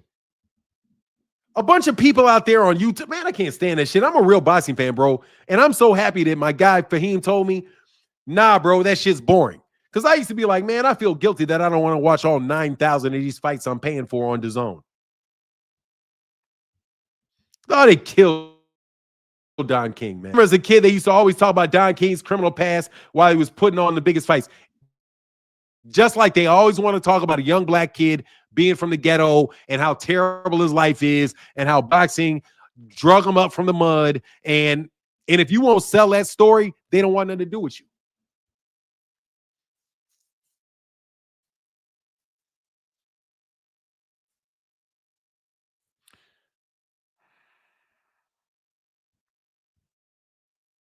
Look, man, Turki Alashiek can have all the great cards he wants. Having a great card does not mean you're taking over boxing. It doesn't mean that nobody else brings value to boxing and that everybody needs to do what you want them to do. Anyway, whatever, man. You guys are stupid. So I'm 55 years old. I've enjoyed boxing. I've had a lifetime of enjoying boxing. I swear to God, I have. My dad, Ben, said, you guys are done because these dudes are stupid. My dad thinks business people in boxing are stupid. They're like, these people are just stupid. Hey, Mark. Oh, I'm sorry. 2 cents said, hey, check out my debate. I would love your feedback. Phoenix the Assassin said it's another issue with rehab. Thank you so much, 2 cent. I think I put the link. Let me put the link in the chat again. I want to get that off my. Seriously, man, I think you guys are. Some of you dudes are dumb. You guys are just walking up on disaster, bro. But that's all right. You'll get your before the disaster hits. But when the disaster hits, everybody else is going to be sitting there like, man. Actually, that's not even going to take place because the PBC and those guys are making money, and there's always going to be a place for people that want to do business in a profitable fashion and not fall for that dumb shit. And I hope you journalists can't get your money, journalists. I know you're doing PR people, you doing your job. I remember. Oh, yes, I got that. Thank you, brother. What's going on, 2 cent? What up, Fanon? What's going on? What's up, chat? Can y'all hear me? I know my signal be going in and out from my office. I really just hopped up here real quick to give my 2 cents about what you cooking on. That literally was a topic in our debate last night. And I made all of these points, and it's like I lost that round. It's like people are absolutely overlooking the main points at what's going on with Turkey. Like you just mentioned, he's taking the best fighters out of the UK markets, the Mexican markets, the United States markets. He's taking them over. Hold on a second. He's taking them over to Saudi Arabia and making these events. He's not building the sport. He's just taking a bunch of big name cards and put a bunch of big names and putting them on the card. He's not building the sport. He's not in Saudi Arabia building gyms and building fighters out of Saudi Arabia and making his own fighters. And I think the thing people not understanding is what happens once he take all the stars, take them over to Saudi. The promotional companies no longer going to be able to build stars. They're not just going to keep building stars and let you take them. Bob Arum has already accused him of torturous interference with Jared Anderson. Because now you've taken his fighter and messed up the plans that Bob Arum had for him, who's promoting him, who's invested the money in him and had his own plans for him. So how is it going to grow the sport? What happens when all the stars that are stars now aren't stars anymore? Who we going to watch fight? Because all these fighters are sitting around waiting to try to get on a Turkey card. to try to get big money. So the thing that y'all don't want is going to end up happening more, because now the fighters are going to sit around even longer waiting for big fights to get even more money. Like, it don't matter how much you pay these fighters, they're going to always ask for more. You get what I'm saying? It's like they'll never be satisfied. So you're only going to create more of what you want on a bigger level. And then if Turkey is able to create a league and monopolize it, it's going to be worse. They're not going to get paid as much money. Everything is going to have to go through Turkey. You're going to have to do everything Turkey say. If Turkey want to fight on a spaceship going to Mars, you're going to have to fight on a spaceship going to Mars to get the type of money you want. And I'm just confused on how serious Turkey is about the sport, but based off the stuff he's saying, like, you want to do a fight in Times Square, you want to do a fight at Alcatraz. Like, this is not a movie. That stuff is damn near going to be impossible to do, in my opinion. Like, logistical nightmares. Who's going to have these people? You want to close down businesses? Like, it's a lot of outrageous stuff that he's trying to do that I'm not understanding how he's even going to get it done. And everybody is just running behind and thinking this is a good idea, promoting against their own self-interest and how they feel about boxing. People like, oh, I don't care. I just want to see the fights. But is that, you just want to see the fights and you want your favorite fighter to get a big payday? Is that worth sacrificing the future of boxing? Yeah, it's cool right now. It seems like a good idea right now, but he's literally came out and said his end goal is to take over boxing and run it through Saudi Arabia. And I just think people are ignoring that and overlooking it. Yeah, I mean, I didn't hear the debate, so I didn't hear the question that was asked. So my thing with that type of stuff is like, what is good? And good for who? Like, what does that mean? So a lot of times you have conversations with people and you're using the same word, but people have two different meanings. Like, if you think, is it good for boxing? Like, I mean, any fight that takes place is good, right? Like, oh, I guess it's good that I got the fight. Yeah, it's good that I got Beterbiev Bivol. Yeah, I think that's good. I do. That was a good fight. I watched it. I was happy that I saw it. I'll watch it again. Yeah, that was good. But just because you have little isolated things where that's good does not mean that this is not leading you down, is not leading the sport down a rabbit hole. Kind of like people got really excited about the 3-point shot in the NBA. Like when in the 90s, they shifted it from when it was really physical to, they're letting everybody do threes, everybody's doing layups. And everyone's like, yeah, what's good for the game? We got to speed up the game.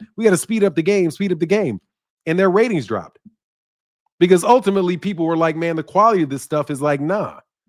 The problem with like Turkey did, like, and I don't think you can really debate, like, this is not some of this shit's not a debate. When you elevate, whenever you raise how much money that you're going to pay somebody and you decrease the cost of what you're charging for it, you're creating a system, man, that is very, very unstable. And he's not doing it the same way that Al Heyman paid extra people. Al Heyman gave people more money because of this. He said, let's cut out, instead of doing a 30% promotional fee, you can get your own promotional company. So that way you keep the fee. I will only take 10% as a manager's cost. So you're not paying 30, you're paying 20. And then we're going to also give you a cut of, say, the what do you call it? The intellectual property related to the fight, the film and all of that stuff, right? So you're basically creating a system. Al Heyman basically in his model created a system where there's the same amount of money there, but you get more money of the money that's actually there. But the only way anybody's going to really get paid is if the whole event makes money. That ensures that Al Heyman is going to be in business for his next event. And he's going to be in his business for his next event because his whole infrastructure is around the profit of a single event.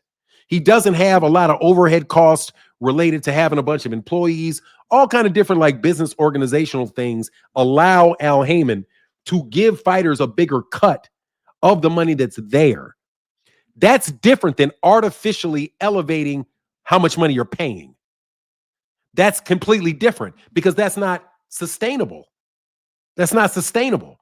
It is sustainable to say, hey, man, you're always going to get X percentage of the money that you're able to actually sell as long as we bring that in.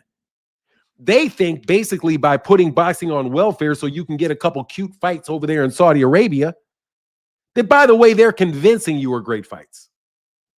For the most part. Exactly. They're They're like convincing you that. spectacle type fights. Yeah, Fantasy they're type saying fights. basically is what they own is they own Ring Magazine, which tells you these are the top 10 fighters pound for pound. And then they own the media that tells you these are the fights that we want to see. And then they buy YouTube channels and say, we want to see this fight. We don't want to see that fight. So they create this bullshit, real bullshit echo chamber around an event that's losing money. I'm telling you, systematically over time, that shit's going to go away because you're not ever going to get past a boxing event that can do this. And I'm telling you, that's why the PBC is going to be good for a minute because all of their events make money and they meet the expectations of their business partner. And they have Amazon Prime. Amazon Prime is not DAZN. The fact that you guys are asking for boxing to go to fucking DAZN over Amazon Prime and acting like that's going to grow boxing, that's stupid. Amazon's got 200 million people on there and they advertise and sell things that's what they do is sell things. But you got an app over here that's losing money, hundreds of millions of dollars, but you want to put all of boxing over on that distribution network? You think that distribution network is going to grow boxing? They're literally It's $4 billion suicidal. in debt.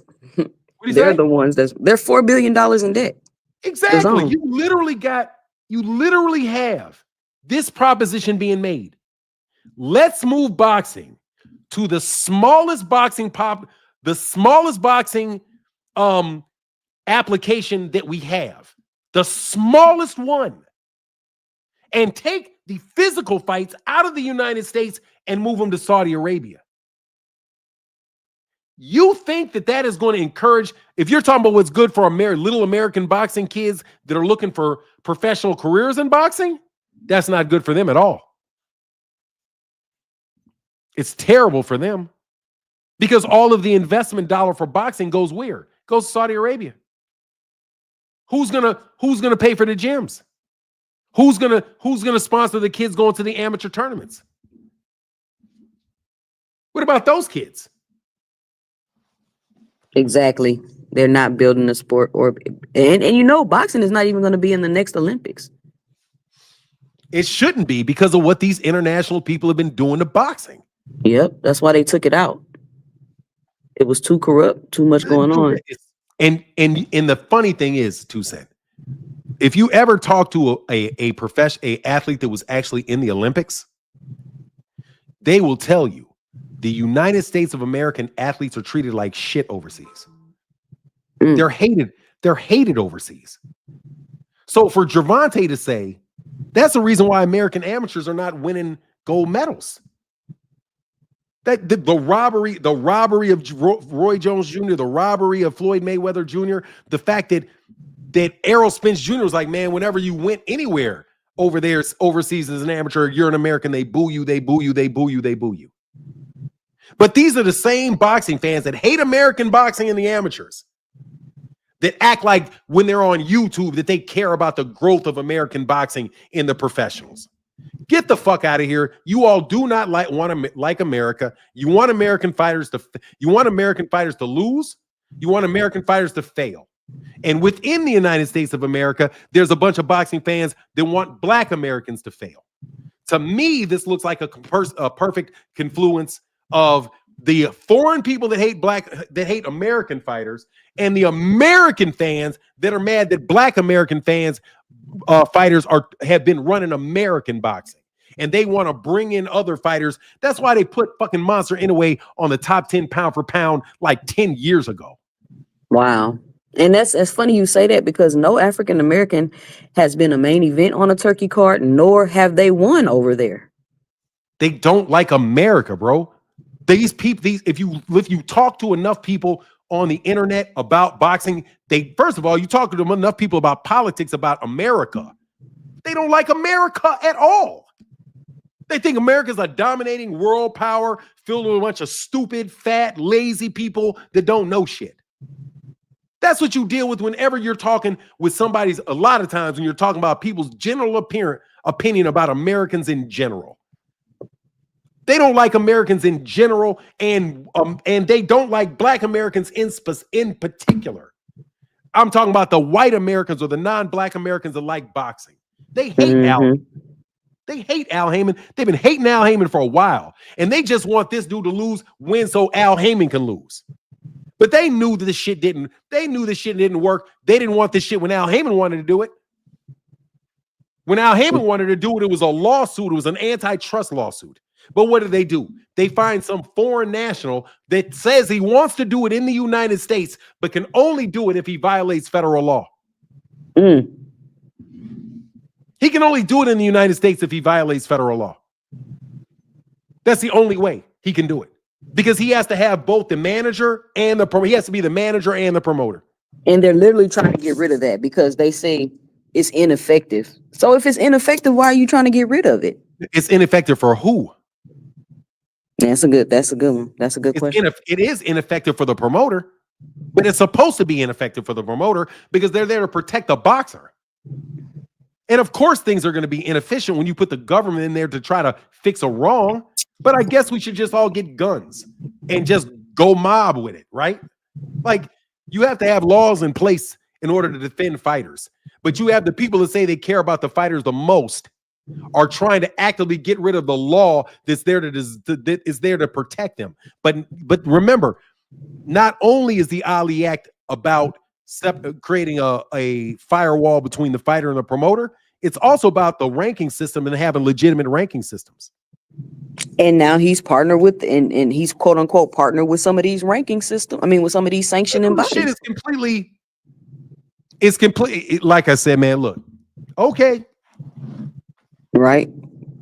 Keep playing. That's all you can say. That's all you can say because like money. And the thing I noticed that a lot of people don't do, even if I disagree with somebody, I'm still going to look at the information to see their side and see their perspective, even if I don't agree. But a lot of these people won't even check the perspective, check the facts, read the articles. They just refuse to do it. So it's like, what are you even arguing? How can you disagree with me when you haven't even done the research or anything to even understand my point or what I'm talking about? I don't understand how you don't even have an informed opinion. Like, you think that they didn't got involved in golf, tennis, and all these other sports. Why do you think that he just loved this sport so much and he wants to make it so great for the fans? Like, how can y'all fall for that? I don't understand it. They're not as some of these people are bots. Some of these people are bots and just don't care. They're just getting paid, bro. Like, really. I think a lot of these YouTube comments a lot of people commenting here, they're investing a lot of money in YouTube. It's very, very clear that they're investing money in YouTube. And you can hear they are investing money to try to affect conversations that people are having on YouTube. So I mean, eventually the market is gonna outweigh all the propaganda and the false narratives, but I mean, it does every time the money hits the bank. That's the thing. Like, no, like there's, how they say, like, the most powerful people in the world, you never see them. Like, you're never going to see the most powerful man in the world.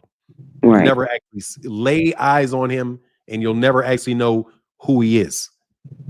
Because the power that he has or she has, they're able to do whatever they want to do without ever putting themselves out and having to project themselves out into the public like that. Most of these people are puppets for the people that are really behind them. So Turki Alashiek has literally came out and basically said, "This is not me. This is the prince or king or whoever he was talking about." So Turki Alashiek is probably just a puppet himself. He probably don't even know and understand the implications of what he's doing fully. Hey man, they'll know when that shit flies by his earlobe. You think it's gonna get like that? Look, man. People don't play about their money, bro. Facts. And there ain't And no that's my more. question. Like, how do you think places like Vegas and, you know, New York, all these places where people would have fights, how do you think that they would feel about that? And do you think that they would be willing to let Turkey come and make a fight in Vegas? You get what I'm saying? Like, will he be able to do that? And some people say, well, it's money. As long as it's money and they get their money, they'll be cool. But I'm like, will they? Because you're Turkey taking is the cutting Canelo people out fight of out of no. Vegas Turkey's and gonna taking fuck it to around and be Saudi. in problems, bro. No, because Turkey's gonna be in, because that's not how people make money off boxing. Boxers, and like, if I'm investing in a boxer, I'm investing in a boxer for 5-10 fights. I'm putting the money up to take care of their personal business, their trainer, and all of that. And I need 5-10 fights out these guys so I can recoup my investment. It's that easy. That is the transaction every time with every manager that grabs a fighter. And they're trying to make money off that particular fighter. That's why there's such a low cost of entry. This was why it's such a low cost of entry. The way he's doing business is he wants to sit in Saudi Arabia and cut all those guys out. He wants to be able to say, oh, I'm in Saudi Arabia. It doesn't apply to me. Let me call up Gervonta and talk to him on the phone and not worry about the fact that or better yet, I do believe, oh yeah, let me talk to Shakur and I don't have to worry about the fact that I'm talking to James Prince or something like that. So he doesn't have to worry about dealing with the manager, and he can get the fighter all excited about the deal, and the fighter just tells the manager, and if the fighter offers and if that manager offers that fighter something else that's less money, then the fighter doesn't take it. So Turkey can make it very hard for that manager to recoup his investment from that fighter. Yeah, exactly. It's all kind of funny. It's all kind of funny stuff, man. Because most of these managers, at least what I've seen, most of these managers that invest in these fighters have businesses outside of boxing. Outside, like they're in the music business, they're in something else, right? So but people are investing in individual fighters looking to get their return on investment in that individual fight, and they want a series of fights for it.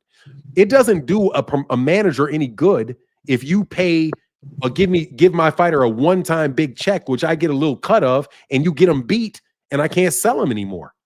Exactly. I feel like he's tearing Eddie Hearn's stable up. His shit's good. What stable? He has no stable.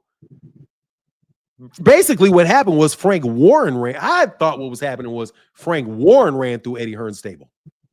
Yeah, Frank Warren ran through it, and I don't know. For all kind of matches, got him completely blown out because he went to Turkey Alashiek.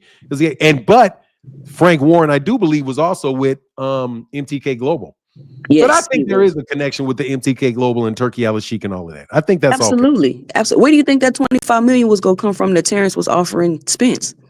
That was Turkey for sure. Could have been. I heard Crawford say in the interview he's been knowing Turkey since this time. I can't remember what year he said, and he's been waiting to work with Turkey, but the opportunity was never available. So yeah. Oh, hey, T Orlando, don't get sued, bro. Don't get sued, T Orlando. You stated it as a fact. You better say I think. PBC going bankrupt, but they not over there with Turkey. No, they're not gonna go bankrupt. They're too and their business and they're making profits off their events. And another thing is, what other promoter is building stars in boxing besides Al Heyman? Like, I'm talking about superstars in boxing. Nobody. So how are we going to get superstars in boxing? How are we going to get more superstars in boxing if the only way you can get I'm gonna tell you how because well, first let me ask you, other than what a superstar has been made in boxing outside of America? I would say Anthony Joshua. No. Superstar? I mean, if we had to pick one, they marketed his ass like he was a superstar. That's the closest we could get, I believe. Yeah, they marketed him like he was a superstar. But I think that was a hype. Most of that shit was hype job. What about Inoue? Exactly, hype job. No way. That's not a superstar. He's in Japan fighting at 3:00 in the morning. No, they're not superstars. They are some of the most. Ali is a superstar. Right. Mike Tyson sold more pay-per-views against Jake Paul. No, it was free. That was a free fight. No, I'm sorry. Against Roy Jones. He sold more money he sold more pay-per-views against Roy Jones than Canelo Alvarez has ever sold in a fight other than Floyd. Wow. That is, I'm telling you, that's a superstar is Mike Tyson. Right. There ain't no superstars, really, no superstar boxers are made outside the United States. You can't name one. But you know why that is? Because Black America is literally the cultural superpower of the world.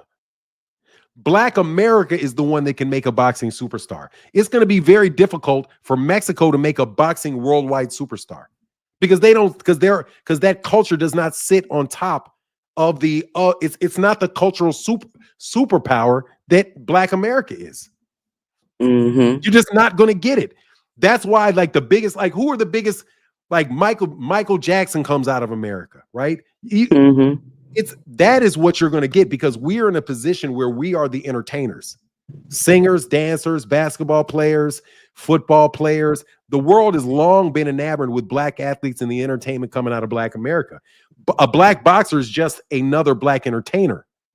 So if you want and I've always said this, you become a big superstar when you become the number one, when you solidify the Black fan base. When you solidify the Black fan base, and then you can go get somebody that activated another fan base. And I was proven right because that's how Gervonta and Ryan jumped to 1.2 million. Because Gervonta Davis has the Black culture. He's the boxer that has it. They can lie and act like it's not. That's why they got to do all these fucking videos about him and claim he's dropping this and he's doing this and he's doing that. But yet he's on Lil Yachty. Yet he's the one on Lil Yachty blowing shit up for his fight and not Keyshawn, by the way. So anyway, my take on the factor is boxing needs Black American boxers. It needs Black American boxers doing well in the United States. Because when you do that, everybody else can feed off of that. That's what happened with Floyd. Didn't HBO try to do the whole European boxing thing and all of that, and it didn't work out too well? Yeah, and this is what they did. They did the same thing these guys were trying to do. It was a guy named Peter King, who was a journalist. And he went from a journalist to running HBO boxing. When he took over HBO boxing, he was the guy that was running HBO boxing when it shut down. What he said was, we are going to pay attention to what the journalists say the fights are that the fans want to see. We have a direct line to the journalists. The journalists will tell us who we need to have fight. And the journalists were the ones that said Monster Inoue, Chocolatito, Gennady Golovkin. That's who the fans want to see. They listened to what the Boxing Writers Association had to say. And they were out of business 2 years later. Meanwhile, Showtime lasted a lot longer, and they had Floyd Mayweather Jr. They made Gervonta Davis because that's who people want to see. Like, you know who people want to see. You can do that. You can just, if you're an information use systems, you say, okay, like there's something called a like object. I was thinking of object-oriented technology. Like, do you know how you can put together the type of car you want? Like, it's going to be blue. It's going to have air conditioning. It's going to be a coupe. It's going to be an automatic, right? And all of those different things that you have make the car that you like. You can do the same thing for a boxer in America. A super popular American fighter is going to be from an urban area like Detroit, New York, not Chicago because it doesn't really have the boxing culture, DC. That's where they've always come from because they got big amateur communities that grow that fighter's name. When we interviewed Tank, Calvin Ford was really clear about why Tank was big. And they never say it was because of Floyd or exclusively because of Floyd. They said it was because of what they did as an amateur. And Gervonta Davis was big as an amateur. So when he was big as an amateur, when he fought Pedraza, whole bunch of cats came from Baltimore and DC to go see Tank fight in New York. That's how he was grown. He was grown in the amateurs by being in an urban area and people related to him. That's how people fucking vibe with Allen Iverson. It wasn't because Allen Iverson was some cookie cutter dude. Allen Iverson's just somebody you can relate to, somebody that's authentic, somebody that you feel like you know, somebody you can relate to. That's why if you ever talk to like somebody that does marketing, like why a company picks one guy one woman or one man to represent a product versus another, they'll say he's got to have some type of quality that relates to the product, right? So if something's fast, Usain Bolt, because he's speed, and so he can do an internet commercial because that's fast. They connect. Same thing works for what fans want to see. Young black women want to see handsome black men with tattoos knocking people out. There's a whole crew of black women that never watch fights, that watch fights for Gervonta Davis, that watch fights for Ali, that watch fights for Mike Tyson. So what do you do to get black women to watch boxing? You're going to have a young black man or a young black woman that they feel is from their community and they can relate to. Like Ali got big like that because he was in the back of a movement that he represented. Those are what makes people have to want the fighter. People have to want you. You can't just be like, I'm going to make the people love me. That's like having some booger bear ass chick figure out, or some dude that is thoroughly unattractive. You figure out what he can do to make you like him. Not a lot, buddy. Not a lot. So that's what I think. They're trying to make stars instead of creating a situation where the star rises. The star will rise from amateur boxing in major urban areas where those fighters get recognized by people in their community, and the people in their community vouch for them, and then the whole black community gets behind them. Because if in America you have the whole black community, that means you got 50, 60 million people that can afford to spend money on you. And you will never need a Saudi royal prince, ever. We don't need that. You got black people going platinum out of their trunk. What the fuck do we need their money for? Like, I'm offended that black Americans think we need Turki Alashiek's money to support boxers. No, we don't. We need you motherfuckers to stop lying about black fighters and selling them out every fucking time you can get because somebody drops a fucking quarter on you. Anyway.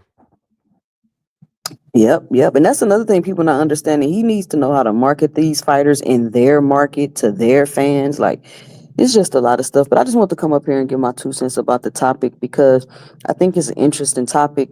I think Turki coming out saying and admitting to how he dropped misinformation to try to persuade or pressure Canelo into signing was, and not even that, on top of that, he literally told y'all that he bought the Ring magazine for it not to be biased. And now he's putting propaganda on it. So you know what bias means, so they don't disagree with me. That's all bias means on YouTube. You don't agree with me.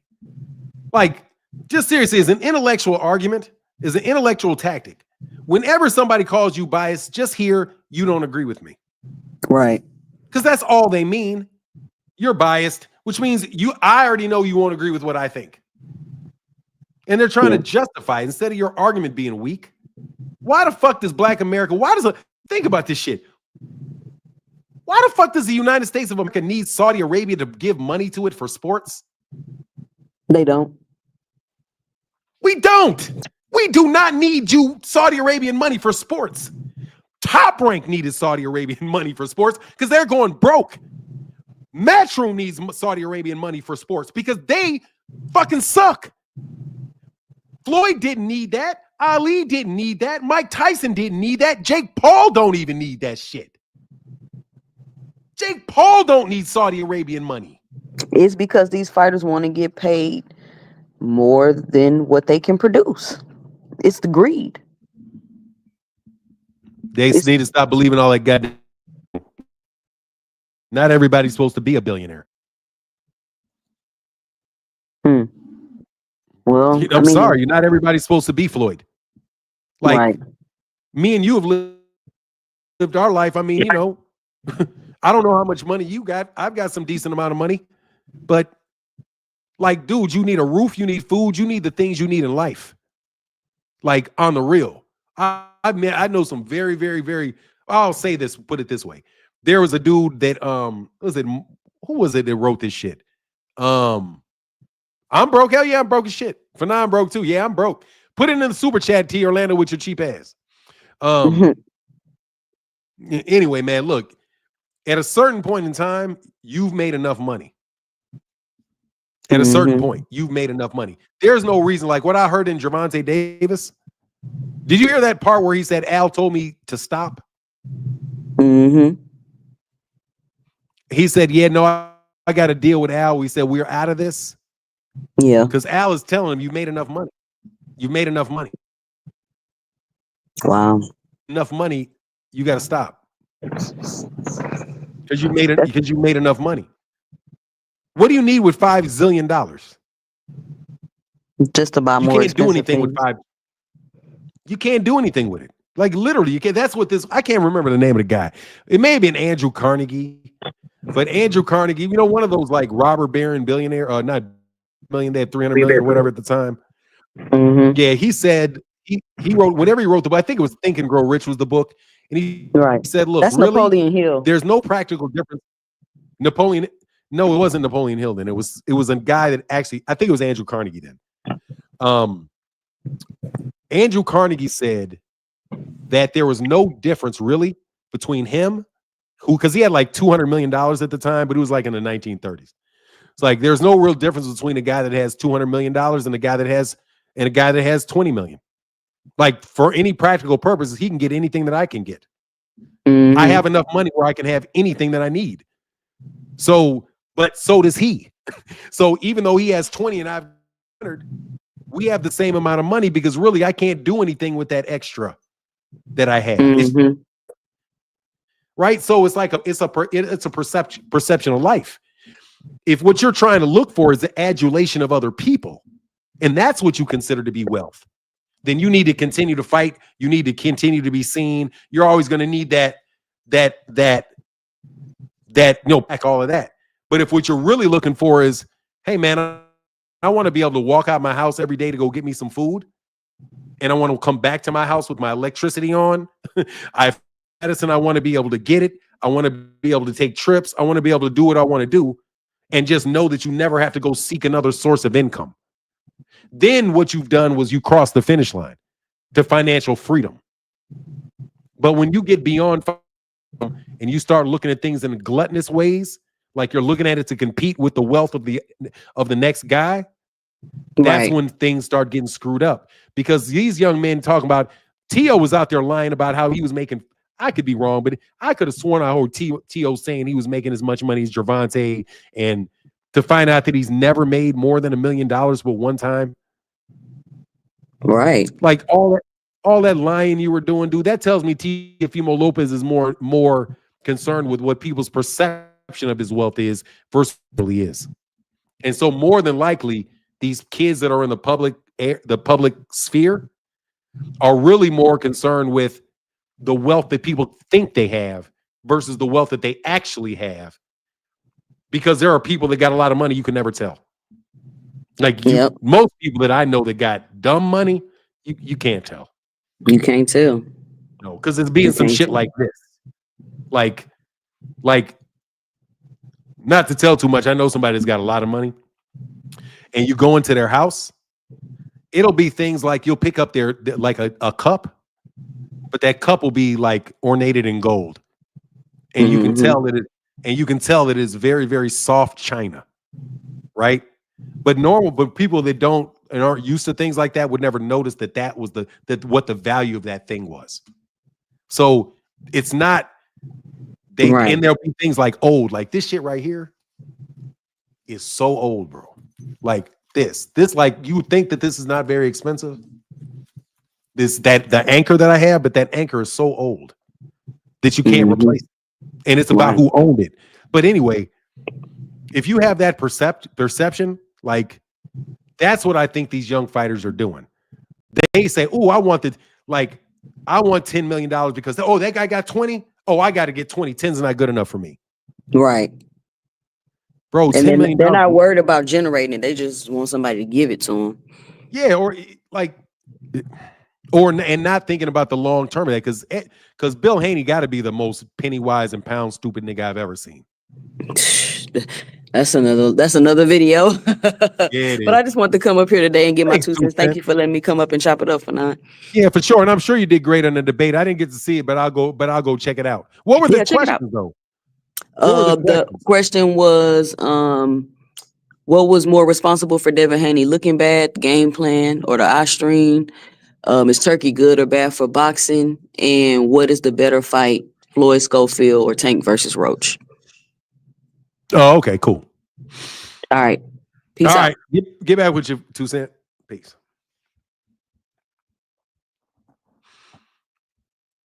Yeah, monkey see, money, monkey do. No joke, man. That's where the like for real.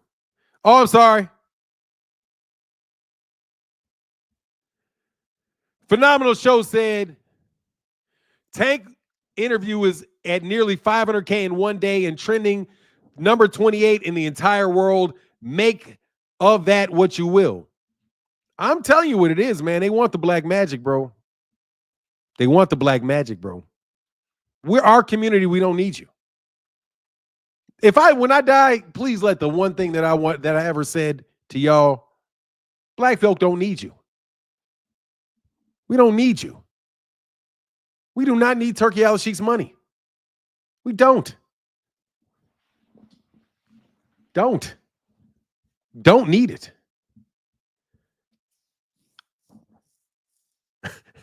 Demo's in the pool with Diddy. I mean,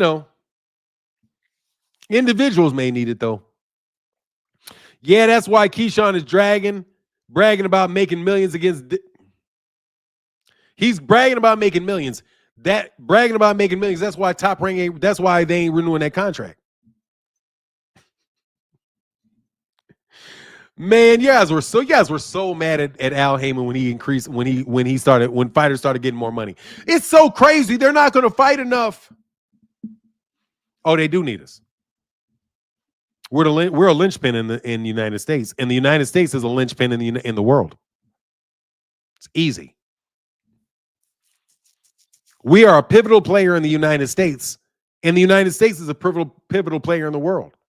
So as long as you're a pivotal player in Black America, you're a pivotal player in the world. Muhammad Ali proved it.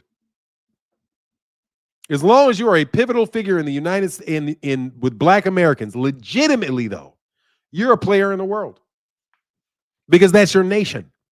There's a difference between a nation and a nation state. I know who did I disagree with that with. I think that was Fahim Zator that didn't like my use of the word nation. There's a difference between a nation and a nation state. There can be many nations inside of a state. And all we need is the black nation. That's all we need. Because then we can partner with anybody. Because we've got so much money collectively. We have more purchasing power. Like, you dudes are literally like trying to match the purchasing. Like, you'd rather have the purchasing power of Turki Alashiek than aim for the purchasing power of Black America. You're crazy. Let me ask you a question. What would you rather have, the purchasing power of Turki Alashiek or the purchasing power of Black America? Honest question. Honest question. That wasn't you. Thank you, Fahim. Who would you rather have the purchasing power of? You're tripping. I'd rather have the purchasing power of Black America. Easy. Easy. You can't. It's more than once. No, because we got more money. Bro, we got way more money. I want the purchasing power because we got more money. Like, are you kidding? We got more money. We got way more money. I'm just tripping because you think they got anywhere near as much money. Hey, for the cooking for 9 and the lessons. Thank you, Rich L. Appreciate you, bro. Oh, no. T. Orlando is just trolling. Black America all day, bro. We don't need them. And they don't want us. We don't need them. And they don't want us. Let me repeat. We don't need them. Turki Alashiek and Saudi Arabia are literally putting these black people in golf carts with orangutans. Y'all get mad. Y'all want to get mad at Dennis Berenicek, or what his name is, Dennis Berenicek, for some shit he didn't even do. But you won't say shit about them Saudi royals having them black men in golf carts riding around with orangutans.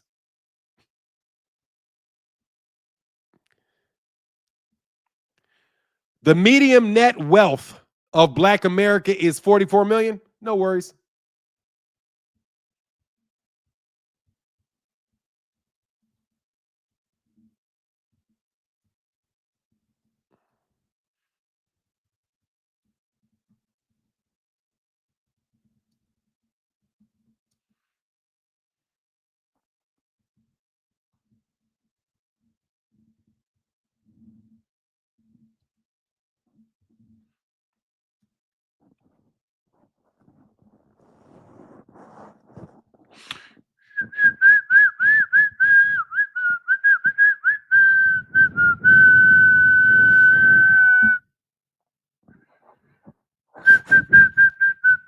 Everybody's poor, bro.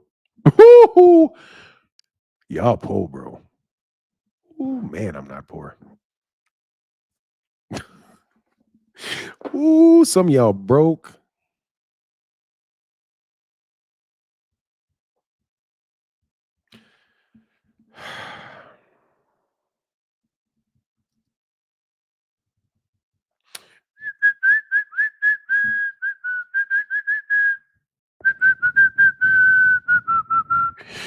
Dude, you can beat it, bro. I'll take Black America. Doug, you're tripping, bro. Hold on a second.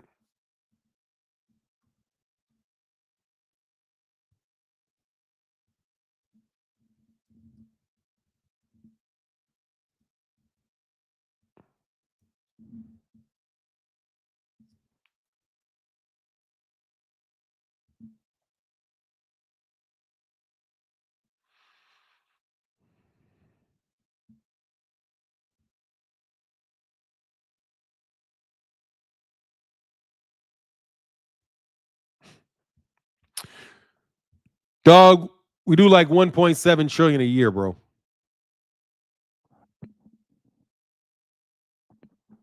1.7 million trillion. 1.7 trillion a year, bro. Anyway, whatever. No, they're not. They're a black man. Fuck that, T. Orlando. No, they're not. You're fucking high. You're high. Whatever. Whatever. If we don't buy their oil, they don't have shit. So fuck out of here with that bullshit. Man, dude, there's 1.3 million trillion a year going through Black America, bro. Dude, the Saudi royal family is not worth more than 50 million black people, T. Orlando. I'm timing you out, bro.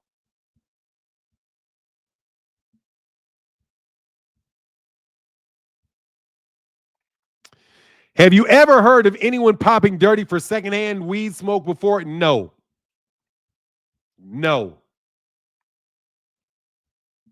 Dog, the Saudi royal family is not worth as much as Black American, bro. You need to stop that, bro. If we don't buy their oil, we don't have shit. We got oil in Texas, bro. Stop that shit, man. T. Orlando, I'm not in the mood today, bro. Serious. I gotta put you on timeout. I want to be serious, dog. I want to be serious. Okay? I want to be serious. I want to be serious. I don't feel like doing that, bro. They do not have more money than Black America, bro. And first of all, we're American. So, does he have more money than America, T. Orlando? Does he got more money than America, T. Orlando? Because our money is in the American economy. You got more money than America while you're at it? Since you want to blow bullshit, you want to say he got more money than America? You think he's got more money than Great Britain? You think they got more money than Great Britain? Dude, the fact of the matter is we got the guns. So whatever, bro, at the end of the day. See, that's why I can't do politics. That's why I can't do politics, bro, because y'all don't understand power, bro. You have no idea how powerful Black Americans are. And it's such an insult. Such an insult. That you think that you, dude, Black America can move America. Black America can move the whole fucking world, bro. No, I'm not doing more FBA bullshit. I'm just telling you the fucking facts, bro.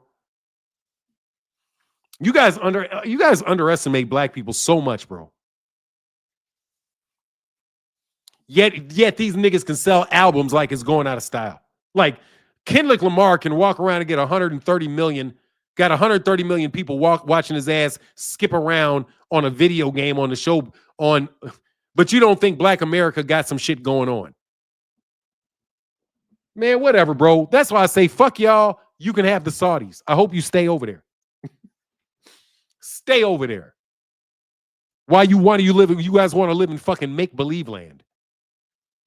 Yeah, I'm trying to tell y'all live in make-believe land, bro. I'm not into that make-believe shit. I'm a patriot, man. What's going on, Grumpy Grump? Sir, black folk are together. Oh, thank you, Fahim. Thank you, Fahim. Dude, y'all don't know, bro. Like I said, don't let that, watch your earlobe. Okay. Watch your earlobe, buddy. Watch your earlobe.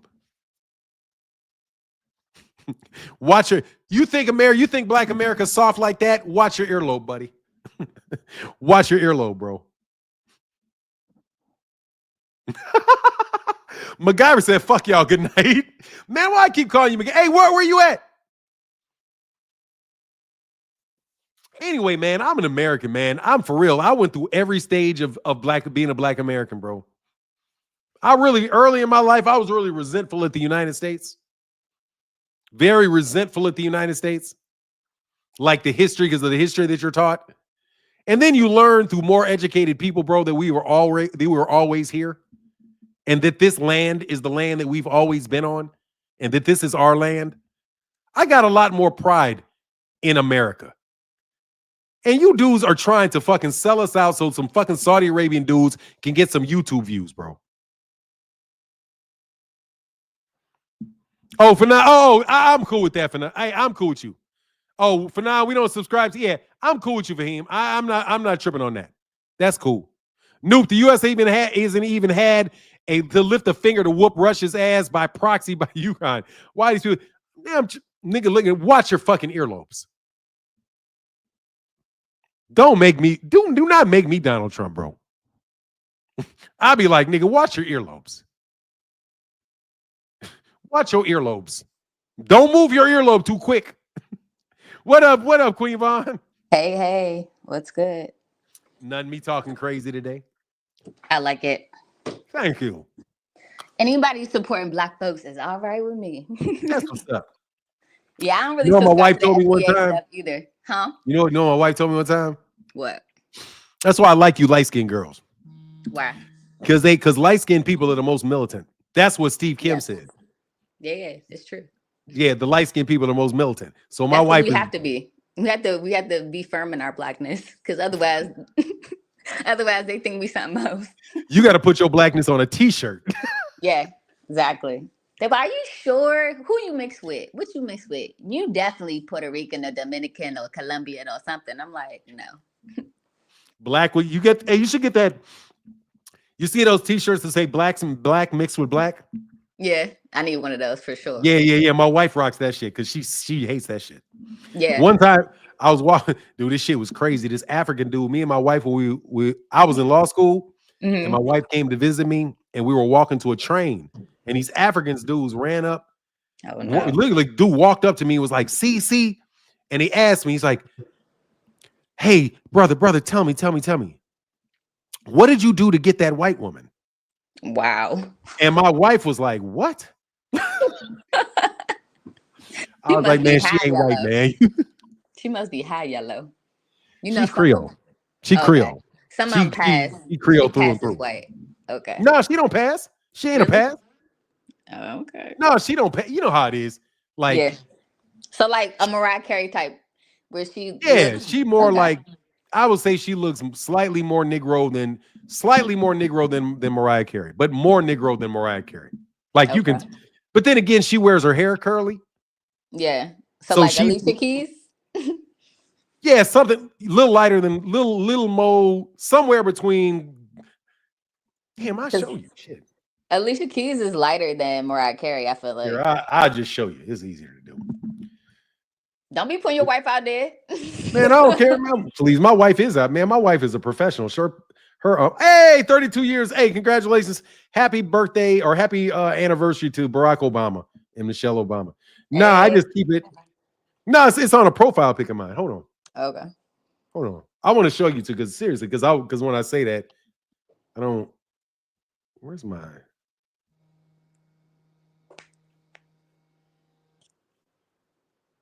Oh, I think I have it. Here, let me see if I can get it this way. I don't know if I can get it this way. Swanworth's gonna say, watch your earlobes on a t-shirt.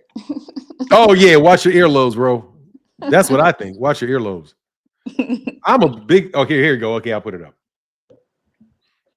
This is back in my player days before I was smart. And look, this don't hold this against me. This is before I realized I was going bald.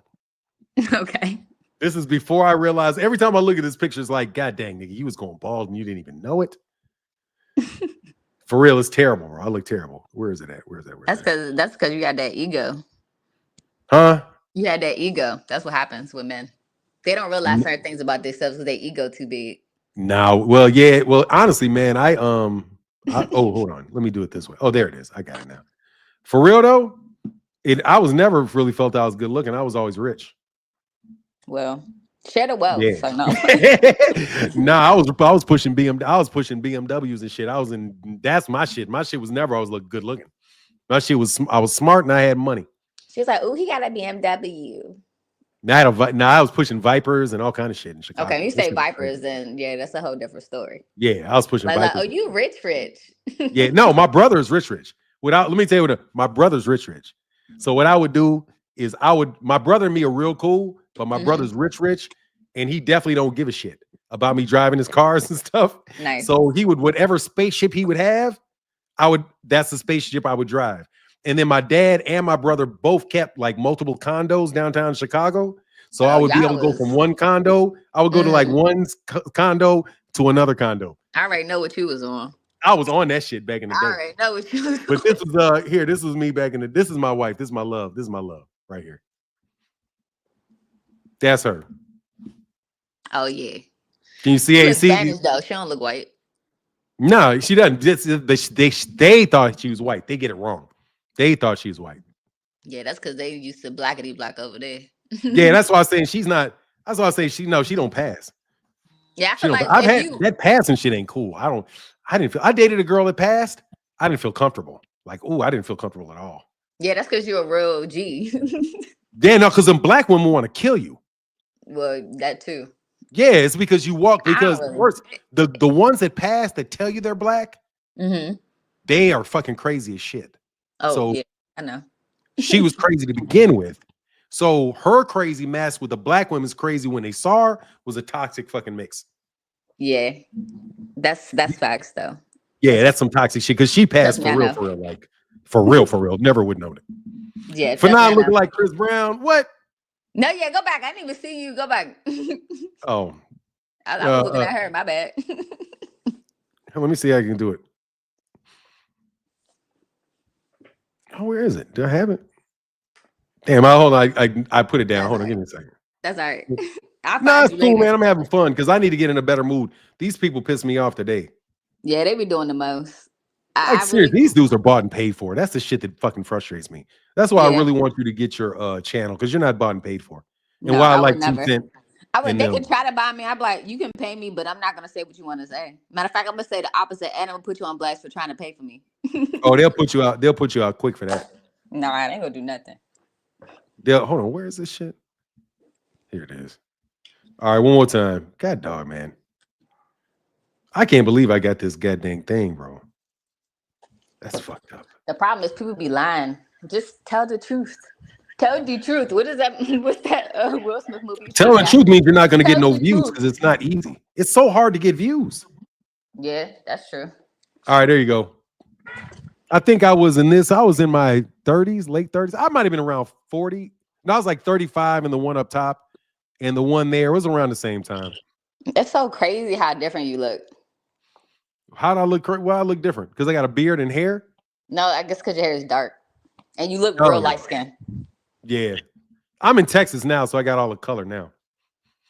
When I'm in Florida and I got lighter. I guess I just be in the house all day. yeah, I'll bleach out. I'll bleach out a little bit if I'm not like if I'm in Chicago, I'll bleach out. But if I'm in New Orleans, I'll be brown all year.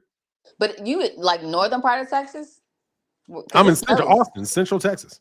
Oh yeah, it's hot as hell. Yeah, Isn't it? it's hot as shit. Sun's out all the time, so I stay brown. Hey, Phenomenal say he look the same. Look, all I'm telling you is back in the 90s, No, I bro. mean, you don't look old. Bro. I'm not saying you look old though. I'm not saying I that. do look old. I got a goddamn gray beard and a bald head. Well, that part, but I'm just damn good looking. That's the thing.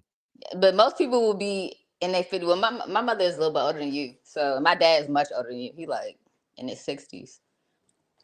But you know, people be having wrinkles and stuff like that. Oh hell no, not me. Yeah, that's what I'm saying. Cocoa butter. You don't really look old. Like if you dyed your hair, you could pass this. You'd be like in your 30s, late 30s. Nah, I think the most I could pass for is 45. I don't know. I gotta see your hair dark, then I could say, because it's some old. It's some old looking young dudes out here, bro. See, here's the thing, though. My deal is I want to be the really good looking granddaddy. Not the really good looking. For real, I want to be like the grand. I'm 55. I got to be worried about what I'm looking like. I gotta exacerbate. I have to accentuate the adultness of myself. Facts. Not the kid shit. This kid right here. You want to be a silver fox? This kid, no. This kid right here. Mm-hmm. Maniac. Is that your daughter? That's my baby girl. Yeah. She just got accepted into USC law school too. By the way. Yeah. Nice. She just got into a big time law school. I wanted to go to law school once upon a time. Not too you long ago. You would have been good. You're real technical, aren't you? Yeah.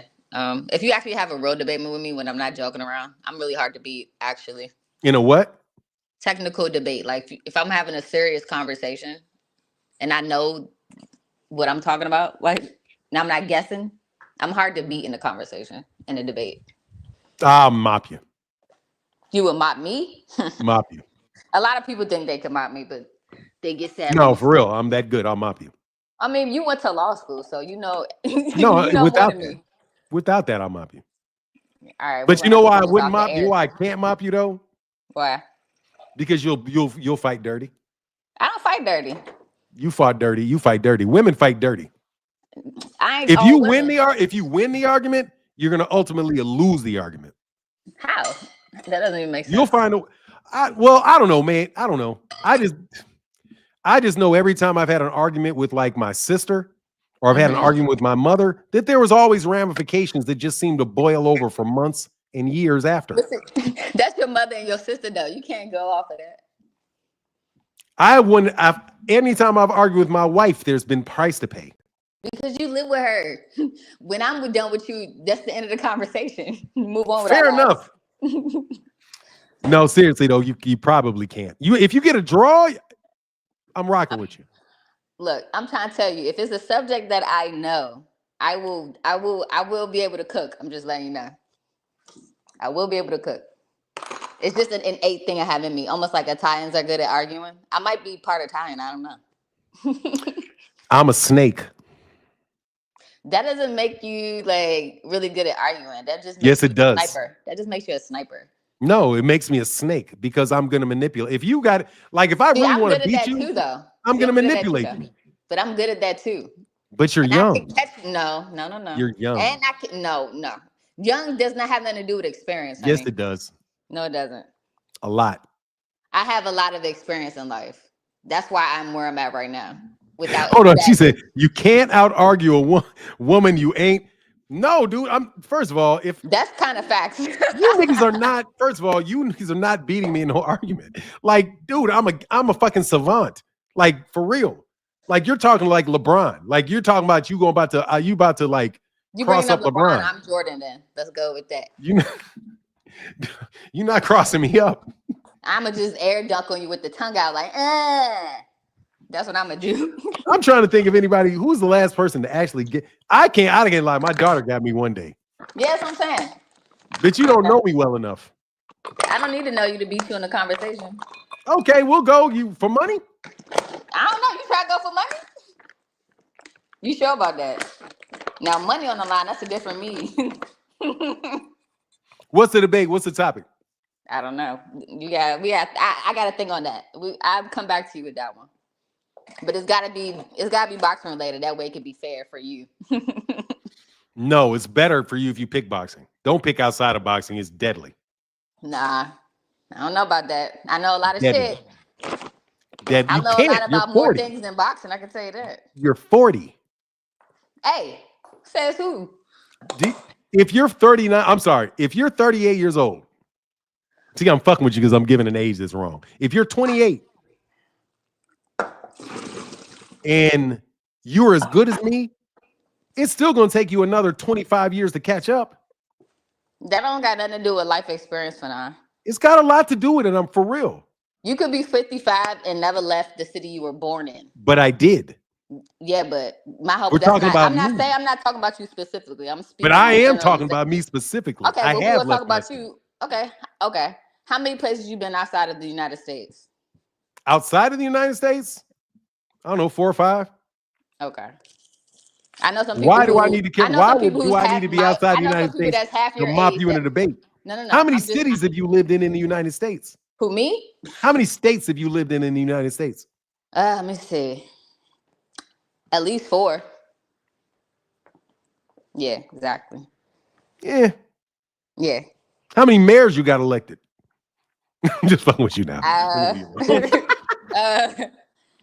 fucking with you. No, for real, you're good. I know you'll be good. Really, I do know that. I'm just playing because that's just my own personal. But for real, I'm tough to beat in a debate.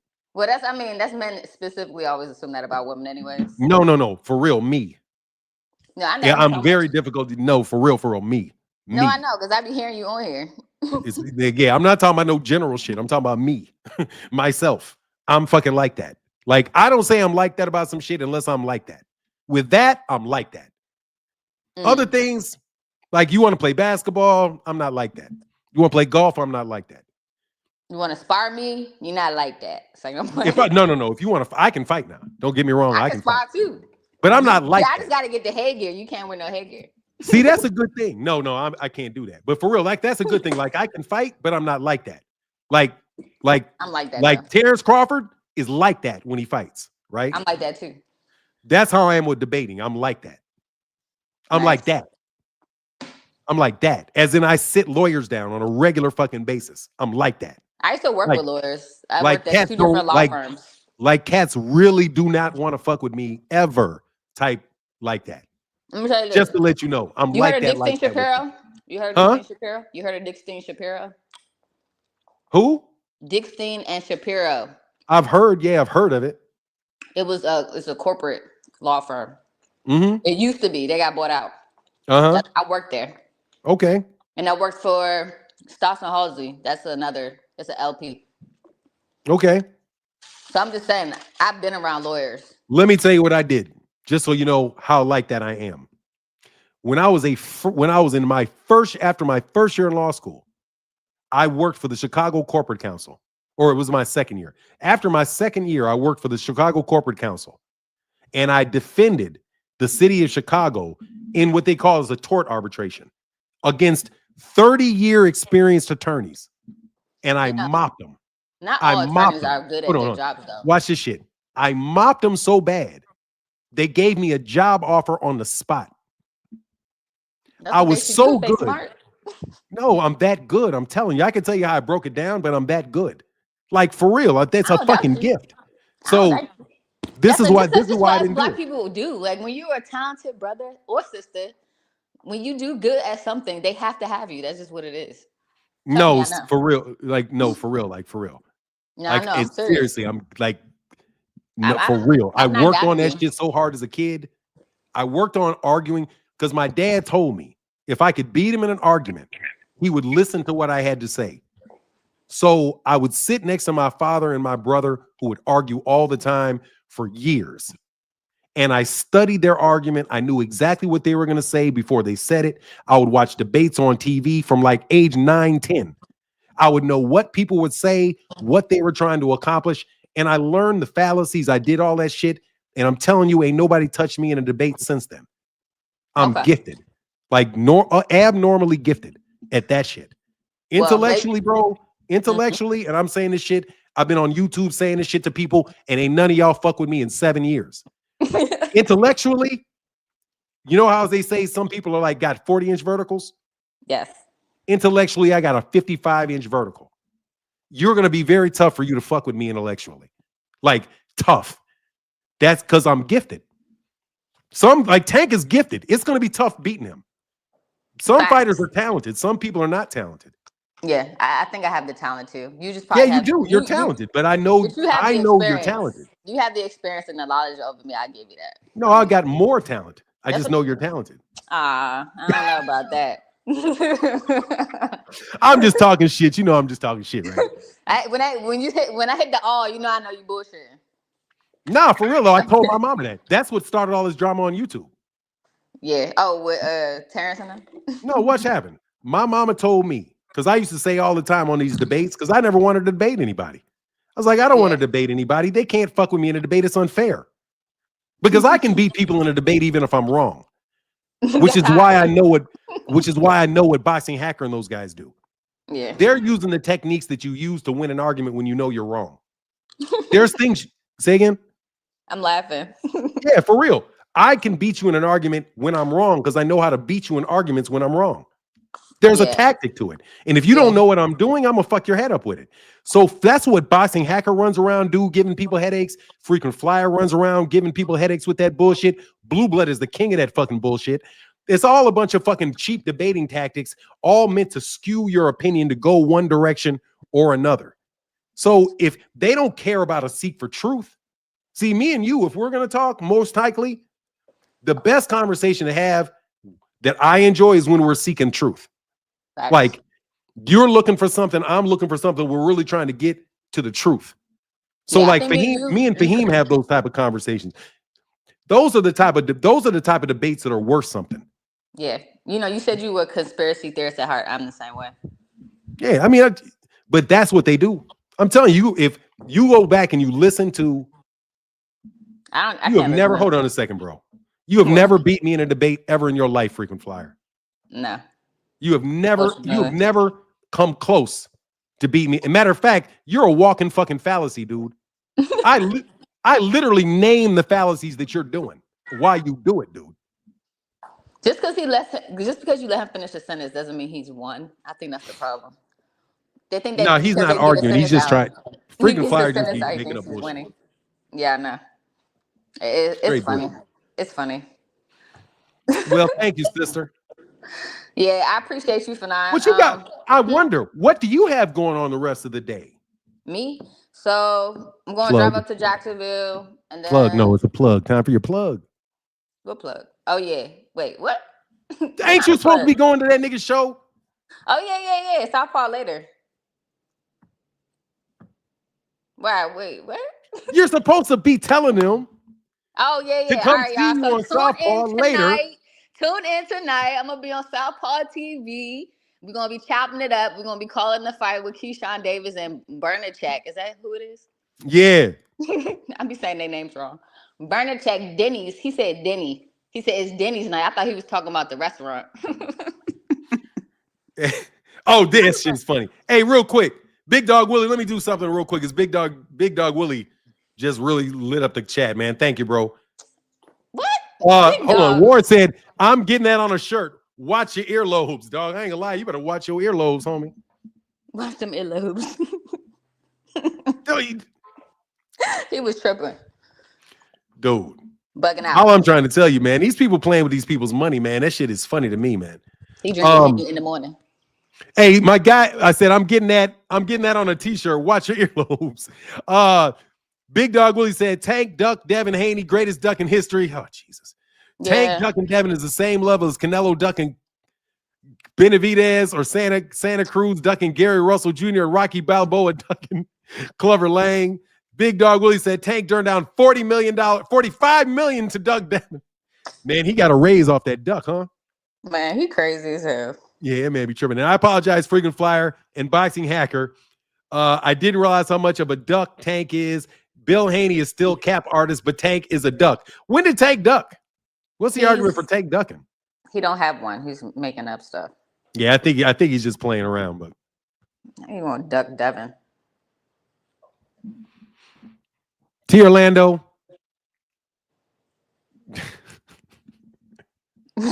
Anyway, I'm gonna leave to you. All right, boo. Thank you so much for coming on today, man. You made it a much more pleasant conversation. For sure. I soon to be back. So what time are you coming on tomorrow? It gotta be late, actually. I said 10, but that was cap. Why? Cause it's Saturday. I want to sleep. I'm off Monday though. All right, come back on Sunday. Yeah, come back on Sunday. That's cool, whatever. Saturday I may not go on. I hadn't gone on Saturday the last couple Saturdays. But I probably will because I'm broke. You just said you weren't broke a minute ago. You know what your mama say I got money? Like if I used to ask my mother, I say, Mama, you have some money? She said, no. I said, why is all that money in your pocket? She said, I ain't got no money for you. Yeah, facts. So yeah, if somebody asks me money, I'm broke. Yeah, I feel that. I got a couple nickels here and there though. Yeah. I'm just broke for you niggas. All right, now get back. All right, Olive. Peace. Let Frequent come up. Hey, if Frequent want to come up, come on, Frequent.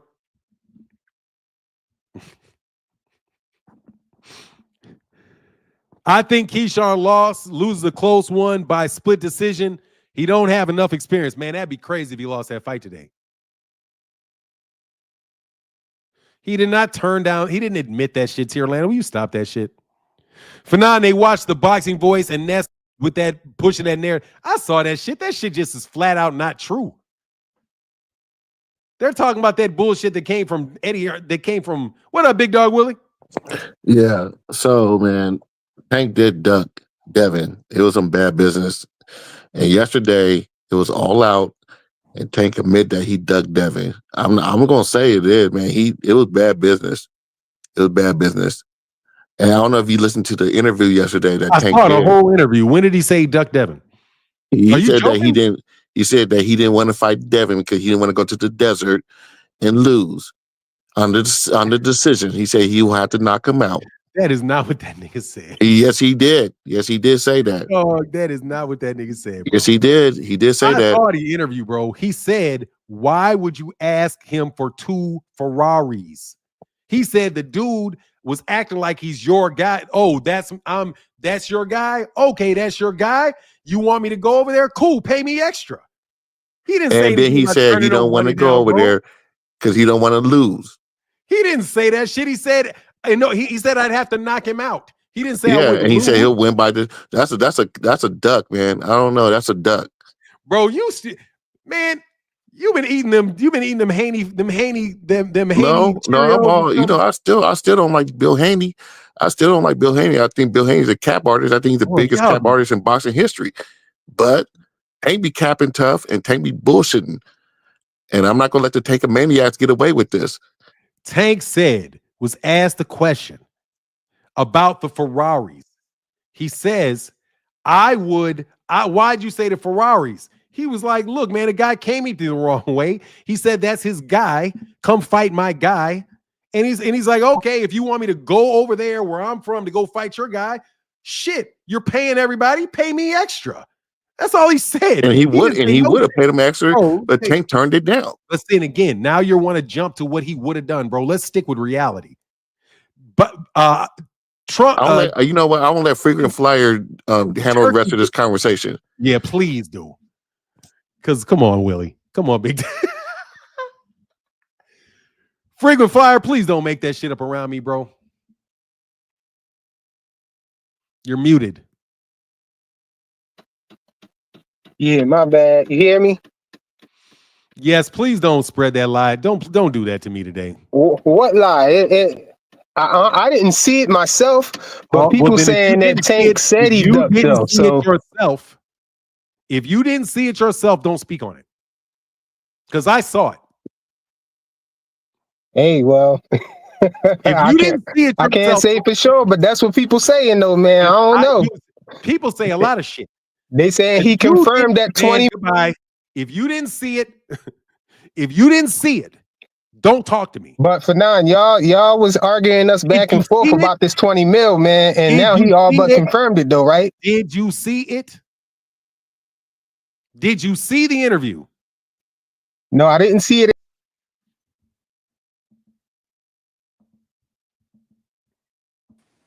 How can I help you? Heat, man. They try. Well, first of all, what's going on, Fanon? I'm good, brother. How are you feeling, man? Doing good. I'm chilling, man. I was watching the joint. I fell asleep, and then I woke up and heard what he was talking about. Everybody keeps saying I watched the whole interview, right? What Tank said was, they first of all, he didn't say, well, they sent me an offer. He responded to what Devin and Bill was all on social media talking about. Turkey got the offer, blah, blah, blah, blah, blah. Ain't no real offer come over. Then he said, all right, if y'all want me to come over there, pay me extra. That's what he really said. Y'all want me to come over there and pay me extra. That's all he said. Pay me extra. I'm coming over there. This is what he said. I'm coming over there. I'm leaving the country. I'm coming over there in the desert. Devin is your guy. And if I don't beat him on the cards, they gonna give it to him. If I don't knock him out, they gonna give it to him. That's what he said. If I don't knock him out, they're gonna give it to him. Not I can't beat Devin on the cards. I didn't want to fight Devin. He said, pay me more money. And if I don't beat him on the cards, like we seen boxers go overseas and get robbed plenty of times. So that's what he was saying. And he didn't say, I don't want to fight. He said, that's cool. Devin, y'all, man, that's cool. Just pay me more. Very straightforward, and they know they making some shit up out of that, dog. Ain't no way they confused about that shit. Then they taking the 2-3 Ferrari things to heart, right? They making it like he actually meant that, right? Like that's really what he's standing on. He won 3 Ferraris before he fight, right? So my thing is, if y'all offer 20 million and he's saying he want more, why y'all ain't give him more? Why y'all ain't go negotiate? The man was just coming off the Ryan Garcia fight where he made what? Twice. A lot. You know what I'm saying? So why would I go take a guaranteed 20 million when I know this is a big fight and I can make way more than that on the back end because I just did it? Man, the fact of the matter is, dude, Turki Alashiek didn't offer him no money, didn't no conversation take place. Right. The only thing he said was basically explaining why he clowned with Turkey. He said, "Yeah, man, whatever, give me three Ferraris." And these cats act like the bad thing is that you act like you think it was serious. Right. Like the fact that you even act like you think that shit is serious is a problem. They know full fucking well that shit ain't serious. They sitting up there in a little group together to figure out what can we say about this that will work. That shit is so orchestrated and so much bullshit. The 20 million, first of all, he didn't even say anything about $20 million in that interview. The $20 million came from Bill Haney months ago. You are exactly right. That's from Bill Haney. Bill Haney said Eddie Hearn offered him $20 million. So now you guys are gonna pull some bullshit ass rumor up that got discredited 6 months ago and drop it on Tank because he was asked to explain a certain. Man, get the fuck out of here with this clown shit. I'm sorry, man. Because I swear to God, I'm so mad. I'm ready to go make me some videos, go get it shaped up and make me some damn videos. But no, right? Bill even said on one of the interview or something like that. Oh, we didn't talk to nobody. We ain't know who to get in contact with. So all that shit was on my bad. All that stuff was you good on social media. Everything that happened was on social media, like you said. Bill saying Eddie got this and blah blah blah blah. That all that was on social media. It was never no paperwork, no actual contract, or none of that sent through. That's all I came. Man, that shit is obvious, man. That shit's some cornball shit. Yeah. All right, man. Yeah. All right, everybody. Get back with you, bro. Yes, sir. Peace. What up, Phoenix? Yo, man. People believe in that. I couldn't do it with frequent flyer, bro. See, because didn't I don't blame see how you. I got frequent? Hey, where you at, Queen Vaughn? Hold on, before you talk, let me talk shit to Queen Vaughn. Where you at, Queen Vaughn? You see how I did that, dude? I got rid of his ass right away because he didn't even. All I had to do was point out that dude didn't even watch the video he was about to talk about, and I got rid of frequent flyer in about 15 seconds. Just remember that's how good I am, Queen Vaughn, when you're out there practicing. Go ahead, man. Yeah, man. It was good that he had someone came in and quoted that interview damn near word for word with you. But man, I think people just forget the last time that Tank had to deal with somebody like that was when he sparred Devin and Floyd's gym. Remember, Devin was Floyd's guy, and look what happened there. Look what happened with all the sparring. People outside the ring. Him and AB was, and I think who else was it that was up in the was it AB's coach that had gotten in the ring too? Yeah. The only three. Mike Stadden, rest in peace, Mike Stadden. Yeah. So them the only three people that was really together. Everybody else in the gym was against them. And we've seen what was happening. Nobody complained about Floyd trying to hold Tank back whenever he was, getting at Devin. Nobody complained about Bill jumping in the ring when Tank went and started smacking his son upside the head after the cheap shot. Nobody said nothing about Devin throwing them kidney punches. Nobody said shit about none of that. And Tank, in his mind, like the way I immediately took it is like, man, I already dealt with this Fugazi shit one time. They're gonna have to pay me extra to deal with that again. That's the way I looked at it. Man, because look, he already done been through that once.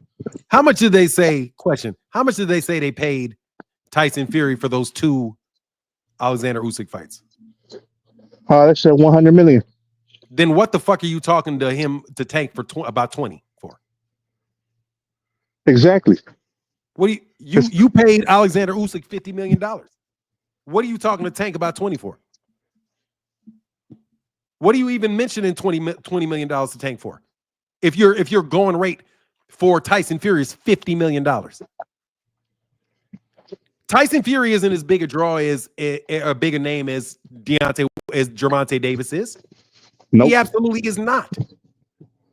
So why in the world is he getting offered less than half of what you would offer a white boy? At a loss. Thank you. Why in the world are you talking to Tank about $20 million when Tyson Fury is supposed to be getting $50 million a fight? Seems to me, that's the crazy part. Seems to me, Tank should be like, I'm sorry, can you do the math for this for me? I'm serious. As a business person, I would ask this. Turki, Your Excellency, with all due respect, my gate performances are always higher than Tyson Fury's, significantly higher than his. My pay-per-view revenue is always significantly higher than his. Why are you offering him 2 times what you're offering me? Shouldn't you be offering me more than you're offering him? Because his value is $50 million a fight to you. What do you base that off of? You don't base it off ticket sales. You're not basing it off pay-per-views. You're just basing it off what you think his value is. So, no disrespect, Your Excellency. Why is my value half of his? Why is Devin Haney your guy? Yeah, why is Devin your guy? Why aren't you calling me to try to make me your guy? It would seem like you'd want me. It doesn't seem like you want Devin. It seems like you'd want me. Seems like everybody else wants me. I can sign with Matchroom if I want to sign with Matchroom without you. And have Matchroom put my fights on. In Baltimore. In New York City. They'll sell out.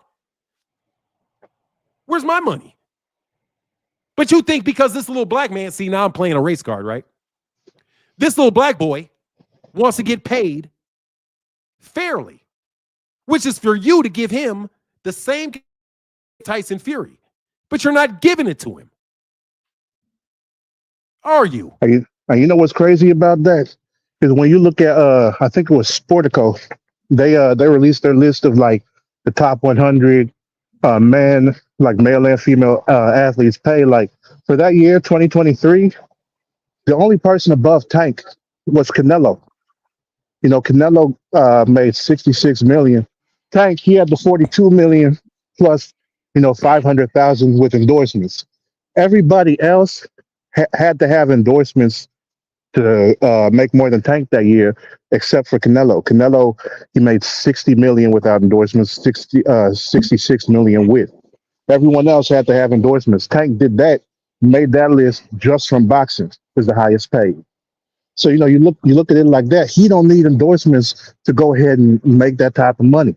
So, like me personally, if I was Tank and I'm in that situation, I feel the same damn way. Like, shoot, I'm not selling everyone. I'm generating more, and I don't need endorsements to do it. He And just then on did top of that, 400,000.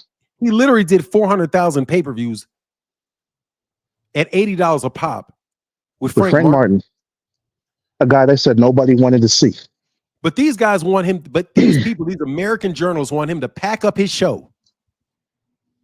They want Gervonta sold out arenas or whatever you call it in Los Angeles, in Texas, in California, in Texas, in Maryland, in DC, in New York, in Atlanta. He has all those places that he can go and fill up a stadium and do a $5-6 million gate, and can do 400,000 pay-per-views at $80 a pop. He can generate a $40-50 million fight anytime he has a fight. So why in the world are you offering him $20 million? Because they hate Why are him. you even talking $20 million and telling him, oh, you need to take this? That's the crazy part to me. And then like, I think what was it? His fight with Ryan, that was in Vegas, right? Vegas, yeah. When he had a Yeah, $22 million, he had a $22 million gate. yeah, which is one of the highest there for that arena. Because you know how Nevada State Athletic Commission is, they be putting out the gates and everything for them fights. They have the rankings there on their website. You can look it up. So looking at that is just like, man, if they willing to go ahead and waste money for people who don't even bring in a quarter of that, if they can go ahead and pay double and triple to people who don't even bring in a quarter of that, ain't no reason they shouldn't be able to go ahead and pay that same amount to somebody who does. That's just common sense, because then at least they wouldn't be doing it at as much of a loss as they are right now. They'd be getting, shoot, it'd probably be a third of the cost of what they got to pay now. Looking at it, and that's the part that's insane to me. And on top of that, looking at their ticket prices, I mean, people want to get hype. Like if it's at the O2 Arena or something, like if it was in the UK. I don't even know what they charge for ticket prices over there at Riyadh at the Kingdom Arena that they're doing stuff at. I don't know what the ticket I got a prices guy are. right behind you, bro. Just so you know. Hey, I wrap it up with this. So it's like the fact that they would sell tickets probably at the equivalent of what's like $30 a pop for us to get that many people up in there and still not generate that revenue. I mean, come on.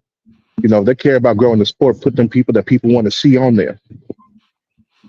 Man, them Brits ain't paying them. Man, look. Anyway, yeah. All right, bro. Let me get to Ox Steel and I'm gonna bounce, brother. All right, man. Take it easy. All right, man. Much love, Phoenix. Stay Yep. good. Yep. Ox Steel in the building. What up? What up, Ox Steel? Real quick before you go, Ox Steel. I'm sorry. Let me get Big Dog Willie, who's been supporting so heavy, man. He said, I'm trolling for now, but Tank is still a duck. I don't think Tank's a duck. I hate that word duck, man. I'm telling you, Big Dog Willie, I'm sick of that shit. Like, not everything, man. Like, whatever. Like, the onus is all on him. Big Dog Willie said, Tank also ducked Tevin Farmer and Loma 4 years ago. Yeah, okay. One left the weight class, and Tevin Farmer also signed with another promotional company. And Big Dog Willie said, Tank looked like a light-skinned Gary Coleman. Man, Tank gonna slap you, bro. What up, man? What's going on for now? Man, I'm good, bro. I like that watch.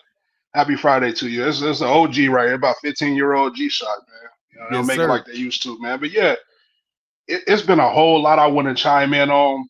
But it's just I actually admire you guys, and everybody that come up to the channel, everybody on the panel. Um, I guess this is what boxing has come to, or whatever. Us debating on these frivolous topics, man. I feel like respect and honesty go a long way. And I feel like if people's approach to Tank was a little bit better, a little bit more professional, we would get these fights. Like the whole, if we look at it from just a business perspective, people talk about how Bill Haney is not a good promoter, and he's horrible business wise for Devin. I guess I kind of agree with that. I believe they could have got the fight with Tank. I believe Shakur and these other guys, they could get the fight with Tank without all the disrespect. Like instead of tearing down the guy's name, discrediting his resume, discredit him in whatever kind of way you want to, why not just show the guy some respect? Like, hey, he a great fighter. Styles make fights. You know what I'm saying? One day, hopefully, we'll get it on. What's wrong with saying, hey, he got the spotlight right now, but I believe when we come together, we'll make an even bigger splash on the market. You know what I mean? So I don't really get where all the hate comes from. I don't really the arguments these anti-take people come up with. It makes no sense to me. Even like the term tank fanboy. From a logical standpoint, tank and fanboy doesn't even line up. The dude got a 90% knockout rate. He has some of the highest grossing live gates ever, since Floyd.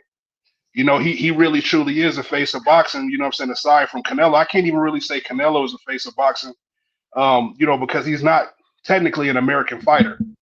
So I don't know how much weight that holds, but I'll go off American fighters and what American fighters are doing around the world. And as far as American fighters go, since Floyd, nobody has been as polarizing, as Tank, maybe aside from, Deontay Wilder, but he's since retired.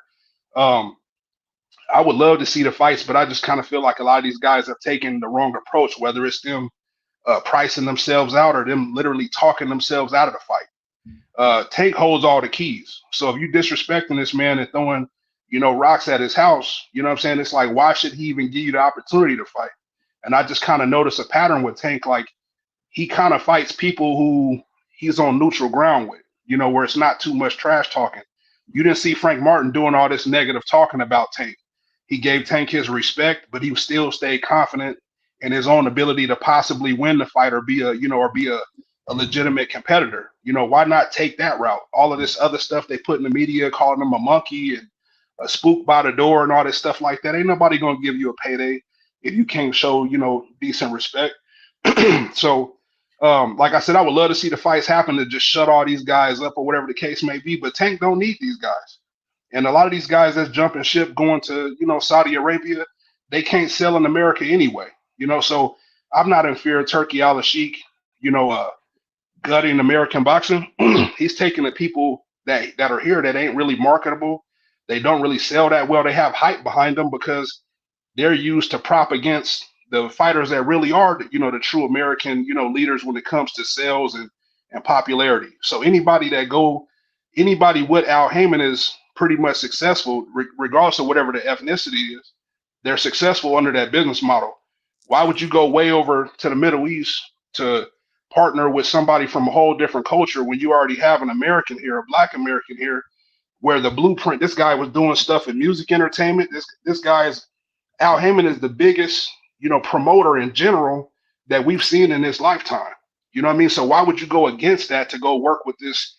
And I'm not saying nothing against Arab people, but you want to go work with an Arab who he doesn't even have experience in boxing.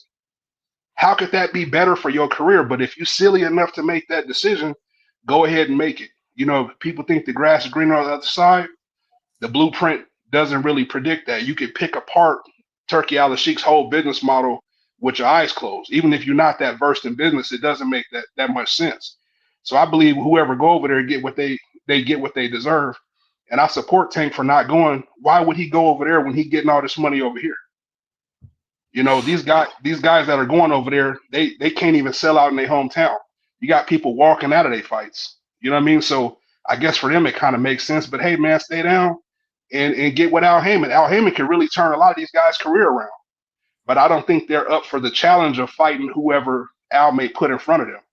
And so it's some other conversations that could be had or whatever the case may be. And it's like, Devin fans and these Shakur fans or whatever, God bless them, man. They grasping for straws, just to keep the conversation going. If they were really as great as they claim to be, they would be here in America getting it cracking. But that's not happening. Pretty much, I agree, bro. Thanks, Ox Steel. How you feeling, hey, man? Hey, I've been cool, man. I've been cool. I just came home to let my dog out, man. You got a big American bulldog in the house. You leave him in there too long, so you're gonna come home to a disaster. So Damn. I got to come home like twice a day to let him out. I got him on that raw diet. Hell yeah, you gonna come up missing a door. I got to kennel him, man. I know better, man. He'd be all up in my bed chilling. So, yes, sir. And I don't do that. Black folk don't do that. So hell no. Yeah, but I've been cool though, man. I've been cool. It's good to see you, man. I love the energy coming back to the channel, man, for sure. Thanks, man. Yeah, I'm getting my energy back a little bit, man. Getting my energy back. All right, bro. For sure. Protect it, man. Y'all stay up. For sure. Yeah. All right, y'all. Hey, my guy Anthony Forrest said Tank's a duck because his name ends with a K and duck ends with a K. Yeah, that's about the only goddamn. That's about the best argument that they made for that shit all today, man. Take him hypocrite. Hey, look, Big Dog Willie, man. Look, we'll rock with you. Thank you, Big Dog Willie, for the support, man. Thank you guys for the support. I am gonna do my show tomorrow morning, so y'all can come back and kick it with me. Y'all are welcome to debate me though about this shit. The only person that wanted to come debate me about that stuff was somebody that knows they didn't listen to that video. They didn't want to listen to that video. Freaking Flyer, you didn't want to watch that video. And in fact, I'm pretty sure that you did watch that fucking video, know damn well that man didn't say that shit, and are just on pushing that same normal shit. Phenomenal show. I'm going to try to call a fight today, man. I'm going to try. Hey, Grumpy, I'm about to bounce, bro. Shit. Grump, I'm about to roll, bro. I'm going to try to call a fight today, man. I'm going to try. You there? I'm about to bounce, bro. What's the deal? Before you go, I'm going to be real short with it. Y'all can stop all this Tank hating. I seen the damn interview. Tank said he don't want to fight for Turki Alashiek. He said he couldn't pay him enough damn money. He said, I'm fine right where the hell I'm at. He said he ain't paid. He said he gave him some astronomical figure because he didn't want to fight for him. He don't want to go to damn Saudi Arabia. He said he's straight right here. So all y'all haters out there, chill out. And as far as ducking, man, who he ducking, man? He done knocked out every damn body he got in front of. Who the fuck he ducking? What he ducking? Success? Y'all better cut this out, man. And I'm gone on this one because I ain't going to talk long. Maverick, I love you. You got some damn sense. That freaker flyer, man, he the prosecution, man. You the defense, okay? The defense rests with your ignorant ass. He said, I can't believe this just happened today. You said, did you see it? He said, well, I didn't see it. God damn it. Listen, man. Listen. He just wasted all his money. What did he get a lawyer for? What the hell did he even go to court for? If you don't get, what the hell? Like, I'm in court with you right now for now. This man said he didn't see none of the shit he talking. I love y'all, man, for now. Get your energy up because that's what your channel all about. Peace out, man. All right, man. Get back. Yeah, man, let's just be real. Tank didn't say none of that shit. They know he didn't say they know he didn't say that shit and just trying to make some shit up so we can talk about some shit. But anyway, man, much love to everybody in the chat. Thank you to everybody in the super chat.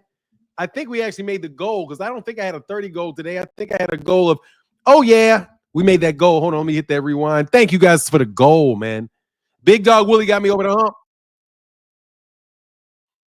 Why does it say 11 out of 15? That's not right. Oh, because some came up before I set the goal or something?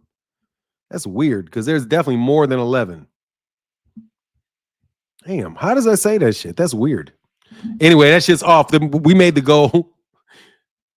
We way over the goal. Yeah, we way over the goal. It says we ain't at the goal. Y'all made the goal. Thank y'all for the support. And with that, I'm going to tell you again, tell that nigga Turkey to watch his earlobes, bro. Seriously, man. Turkey, you better watch your earlobes, bro. You come to the United States, dog, you got to watch your earlobes, dog. You better watch them shits, bro. Seriously, man. Them people is crazy, man. Them people is crazy. Anyway, when Fanon start 4-hour streams again, I started a 3.5-hour stream today, and I had a blast, bro. Anyway. Oh, say some didn't super your minimum. It don't count all supers. Oh, I'm sorry. It was a suggestion. If we get over it, I'm happy, man. We got over it. So thank you guys so much. I see 25. I'm happy with 25. Thank you guys so much for your support. And with that, I'm out. Deuces.